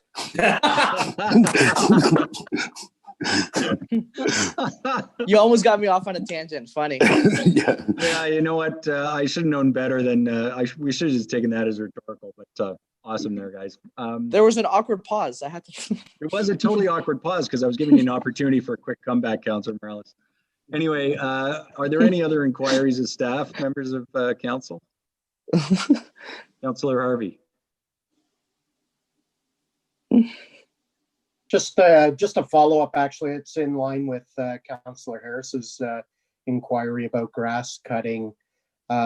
Just wondering, because I've got several sections of the Trans-Canada pipeline that go through Ward 7, and I know it was an issue last year when the policy changed and they were only cutting the perimeter. So I was just wondering if it's under consideration for the whole area to be cut this year, opposed to just the first 3 feet, especially too, because now that we know that ticks and stuff like that are attracted to high grasses, and I know of a few cases of ticks already with some of the animals in the area, and I have already been receiving a few calls from residents that live in the area wanting the grass cut it in its entirety, opposed to just the perimeter. Through you, Mayor Lehman, to Councillor Harvey, certainly, yes, we are aware of the need for cutting in the pipeline area as well. Again, at this point in time, our policy is just the edges, but we have heard your comment and concern, and we will be pursuing what else we can accommodate. But right now, it is just the edges. Great, thank you. And just to follow up, the only reason that this has become a bit of an issue with the residents in the area is in this particular subdivision, the homes have been there for about 22, almost 23 years now. And that was the level of service that they were always used to up until it changed, I believe, just last year. So that's where the real concern's coming from the residents' side, and they're looking at it as a decrease in service level. Okay, thanks, Councillor Harvey. Other inquiries of staff? Seeing none. Announcements. Deputy Mayor Ward. I have none. Councillor Morales. Thank you, Mayor Lehman. And I do have an announcement, but the witty response to Councillor Thompson is, I don't know how much snow Columbia gets. My Mustang doesn't drive well in snow. That's the answer the mayor was looking for. To the announcement here, members of council, I just wanted to announce BIA is moving forward. My term as interim chair has come to an end. I'd like to congratulate the new chair of the Downtown Barrie BIA, Rob Hamilton, former mayor of the city of Barrie, and congratulations to the vice chair of the Downtown BIA, Jason Ng, as well. So we've gone through a lot in the last couple of months, and I want to thank City Council for entrusting me with such an important position. I've said it before, I'll say it again. The downtown is the soul of our city. It's the soul of any city. And in the couple of months that I've been there, we were able to stabilize funding for some of the street sweeping positions in partnership with the city of Barrie. We were able to get that police officer on foot. And I can tell you that residents notice the officer out, the business owners notice it, and it does instill a sense of real safety and the feeling of safety, which, as we know in marketing, your product's only as good as how people feel about it. So that has been extremely important. We were able to not only hold the elections, but then also finally ratify the elections. And there's lots of lessons being learned from staff about the importance of consistent messaging as well. A lot of people care about the downtown, and I think the issue that we've had is that people are approaching it from different lens. So I've made it my number one priority over the last couple of months to ensure that we put our petty differences aside, that we leave our egos at the door, and that we get it done. And again, the last couple of months, I do believe that we've achieved that. I've aimed to restore the trust that the public has in the institution of the BIA. And while we've got a long ways to go, that there's definitely been some signs that we've gotten some of that goodwill back in the last couple of months. Finally, I want to say that my proudest achievement over the last couple of months with the BIA is the ability to choose the new executive director of the BIA moving forward. As many of you know, the new executive director is Kelly McKenna, and I can't say enough about her. She's an absolute rock star. For those that don't know her history, she used to be a small business owner previously, before being in the Barrie area. She was former MPP Rod Jackson's chief of staff, running both Queen's Park policy operations as well as Barrie operations. She was a business officer at the Business Enterprise Resource Network in Barrie for many years, and was there for about half a decade at the County of Simcoe as an economic development officer. With comprehension, obviously, of both English, a bit of Japanese, and French. She just has extremely valuable tools in her tool belt, both with business retention, economic development, just knowing how politics works as well, and having that small business experience. And the valuable thing about her is she has many of those existing relationships with City Hall people, with industry people, the ones that she's made in her previous roles. For those of you that don't know her yet, I would encourage you to reach out. Definitely build that bridge to City Hall. And it's definitely my most fond experience that I had as interim chair is kind of getting that kind of talent leading our organization. If you don't know the name Kelly McKenna now, you will know it soon. And with everybody at the board, all the new board members as well, I'm excited for how we move forward, and we're going to do good things as we emerge from the COVID-19 crisis. Thanks, Councillor Morales. Councillor Natalie Harris. Thank you, Mayor Lehman. I'll make this very quick. But I think as an announcement, it's very pertinent to say thank you to Sergio for stepping up to the plate and doing an amazing job in that role. I have had people go out of their way to message me and say how impressed they were with Sergio. I mean, he never ceases to amaze me anyways, but to be a pretty young guy and to have so much on his plate already, and to go into the BIA and really bring a lot of great confidence there. How could we not say thank you to that? So thanks, Sergio. It's great. Thanks for that, Councillor Harris. Are there others with announcements? Councillor Thompson. This is very quick. It's on Sunday, I turned on Facebook, which is not very like me, and I seen Councillor Emery Congo and Councillor Harris out gardening. And That was great. And just a little bit of advice from somebody who works outside. You wear light colored clothes, not black gardening. But I thought it was great to see you in the community. Thanks for that, Councillor Thompson. Any others who wish to make announcements tonight? Okay, I've only got a few tonight. I would like to recognize June as National Indigenous Month here in Barrie. It provides an opportunity for all Ontarians to celebrate Indigenous heritage, diversity, and culture while acknowledging and reflecting on the achievements of First Nations, Métis, and Inuit people. It is also Seniors Month in June. The theme this year is Stay Safe and Stay in Touch, and it focuses on keeping our older adults safe, connected, and engaged at home. And as a bit of a teaser, watch for more on this. My office has been working with the United Way to bring a program forward, and we hope to make an announcement about that very, very soon related to this. But in the meantime, if you have a friend and neighbor who's an older person or an adult with a disability, please take some time to reach out to them to ensure they have what they need during this period. You can give them a call just to chat or offer to pick up groceries or prescription help in whatever way they need. Related, our Seniors Without Walls program is underway. It's a free interactive telephone-based program to help seniors connect and stay informed during this time. And the phone number there is 739-4223. Just a reminder, of course, we have our landfill open now on Ferndale. It's open Tuesday to Saturday, 9 to 3.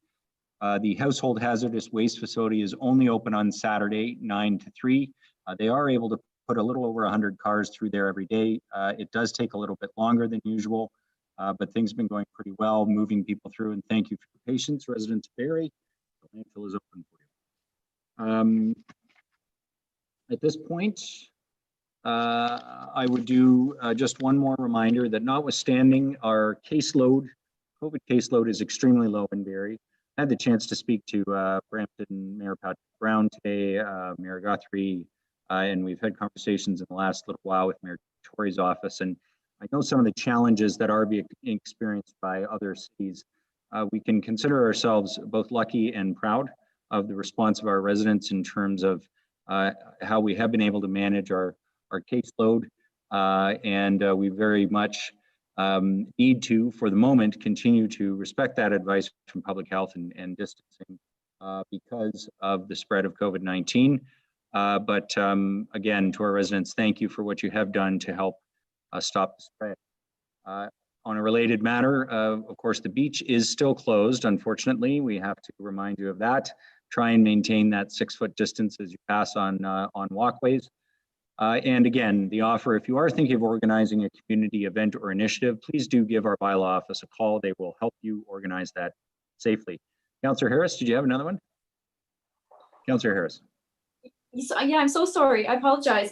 Absolutely. I have two final announcements. I wanted to share that this month is PTSD Awareness Month and also Pride Month. So two really amazing things to remember and celebrate. So I just wanted to make sure that that goes with being said. So thank you.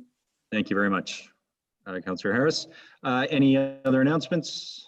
Seeing none, the bylaws. Deputy Mayor Ward. Moved by myself, seconded by Councillor Thompson, that leave be granted to introduce the following bill, and this bill be read a first, second, third time to stay and finally passed. Bill 46. Okay, it is moved by Deputy Mayor Ward, seconded by Councillor Thompson, that leave be granted to introduce the following bill, and this bill be read a first, second, and third time this day and finally passed. Bill 46. Comments or questions? Seeing none, those in favor of the bylaw. Any opposed? None. That carries. Deputy Mayor Ward. Moved by myself, seconded by Councillor Thompson, that leave be granted to introduce the following bill, and this bill be read a first, second, third time this day and finally passed. Confirmation bylaw. Bill 47.